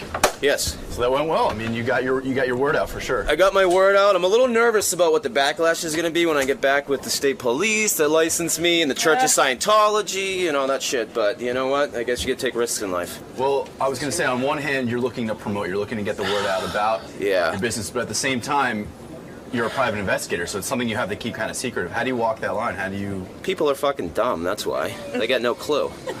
You know what I mean? I could talk to someone and 5 minutes later be watching them, and people are oblivious. So they're not Plus, I put fake mustaches on. They're not going to... I can't grow one, so I put a fake one on. I'm 42 and I can't even grow a beard. So as you can tell. Decoys, are you worried at all that this exposure is going to lead to people knowing who you are and... No, it should be fine. We change our looks, we do things. I'm busy undressing Lisa with my eyes right now. So I've had Lisa. her for about a decade now. So Really? It's the glasses, the hair, the whole. I know, and I'm part of figure. our custodian, too. He was just saying he loves the glasses. Need them. Oh, need them, huh? Oh, Howard and us. Interesting. Because I want him to send it. Lisa, are you feeling the mutual love here? Is this the type of man you're It's looking that for? voice. It's like what Howard said. See, I'm more of a normal, average guy. I'm more obtainable. You could have a cheeseburger or filet mignon. Let's choose there. And I'm 10 years older than I'll be the French fries. So you guys can change up your look. You can adapt and make yourself. we have a whole different ball. He gets down on his hands and knees, and he's a 5'6" guy. Yeah, and then check this out. Watch. This is hilarious. Oh wow! You know, these shoes make a big difference. So there's all sorts of tricks involved to keep yourselves anonymous and conspicuous. Cool. Well, thanks for stopping by today. Thank you. Good luck with everything. Great time. Thank you.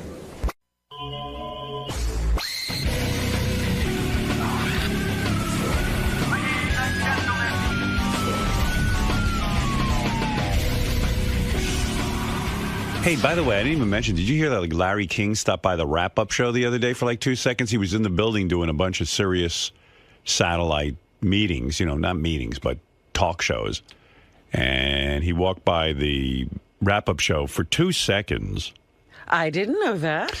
Well, there was only 3 minutes left in the wrap-up show, which I don't even understand. I've said to Tim, if the wrap-up show has something cool going on, why do they have to end it exactly on time? And then he said something has to do with the computer and the scheduling of the shows, that you have to end completely on the hour. But we didn't have to. No, I don't know why. If Larry King's there, the guys wanted to keep going with him because it was sort of fun. And I don't know. My philosophy has always been, if something good is going on, let it keep going. Who cares? If the guys want to sit there and talk to Larry King, let them. I wonder what's going on there with this. It's called a profit system in the computer, and all of our shows, after we do them live, have to go into the computer system because we replay them, and in the replays, they have to end on the hour. And I'm like, why? Who cares? I don't even care if a show ends on the hour. What? I mean, our show. Somebody made up that rule, and Tim's sticking to it. I think Tim made up the rule, and Tim's sticking to it. Tim here or no, Gary? Why do you guys have to end exactly at 11 o'clock? Larry King's there. You're sitting there. You're having a good time. Go for a half hour. Go for an hour. I don't think Tim's in yet. I'm calling now. Yeah. It may be the only thing he can control. Yeah, he's got to let go of that. Have you ever been given an explanation, or John? We have permission to go over now. John just told me. Is that right? But it won't come up for another year. I even said to somebody that day, "Can we keep going?" And they sort of shook me off. Who's they? I might have asked like Jim or somebody. Oh.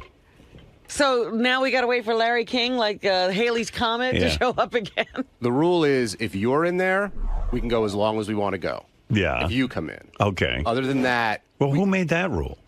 Tim. But why? What's the thinking behind it? My understanding is the show has to end because of the rest of the schedule and But everything. what has is to the run on schedule? They time. just rerun our show. Yeah, the replay starts at, I guess we're done by 11, so at 11 o'clock, the replay has to start, and then it affects the rest of the day. I don't know. Yeah, but let's say they replay our show, and you guys finish at 11:20, and they start the shows at 11:30. Who gives a fuck? I mean, no one's sitting there going, "Oh man, they didn't start at the top of the hour with the shows." We're going to miss the next show. Yeah, I mean, it is the same show. Yeah, I'm trying to understand the. I would love to know what his thought process is in that. That's Tim. You got to ask him. But Tim has this move whenever I ask him something. Of course, he goes, I brought it up to you, and you told me you wanted it this way. And I That's go, exactly what he said about that, Howard. No, I've never once said that, ever. What, you know me. I'm the guy who used to go to, on terrestrial radio, I would go over. And I'd say, who cares? Let me sit here all day. I'm the only one getting ratings. Why are you in a rush to play music? I mean, so he always blames it on me, Tim. And I know, listen, my whole philosophy in radio is you don't need a schedule. Hey, Tim, how come we have to end the wrap-up show if Larry King walks in? Well, I told John, I says, if you guys wanted to go, you could have gone.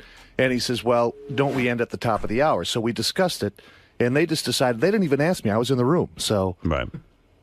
No, but I'm saying. You weren't. And Jim, I asked Jim, I said, can we keep going? And he sort of shook his head.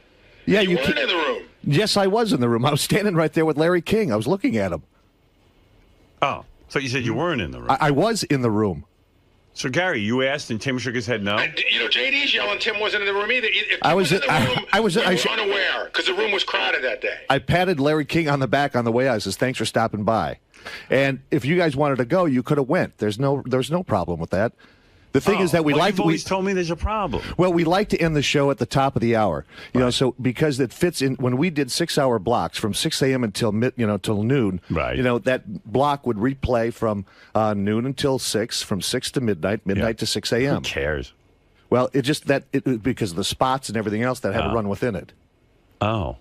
Okay, from now on, what's the rule? The boys can go as long as they want? They can go as long as they want. Sure. Okay, good. They can end. They should end at the top of the hour if they can. It makes life much easier. But if there's something there that they can go longer. Makes it easier to put the stuff in the computer. Exactly. And the other thing is that you and I had a conversation about that. Oh, here we go. Yeah. Remember the wrap-up? Oh, yeah, I remember it just like it was yesterday. Okay, what's the conversation? He always does this to me. It's we true. had a conversation about this, and you told me. You told me. Remember, you wanted the wrap-up show to go. It's like an hour-long show. Right. And that, And if something is going on, let them go. Right. Well, that's what we'll do. Yeah.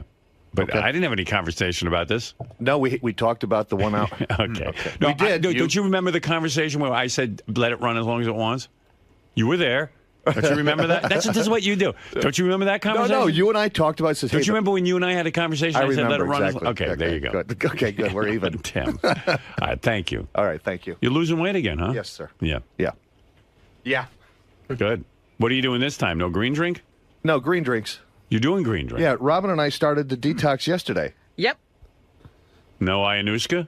No, thank you. Ayahuasca? No ayahuasca, no ayahuasca. No. You know. Oh, you're doing green drink, huh? Yeah. And what else? Because you always. But I do like a salad. I don't do like total, but I do like a salad or something like that. Just so, but I watch what I eat. Yeah. No more carbs. Right. Crap. Carbs aren't the problem, dude.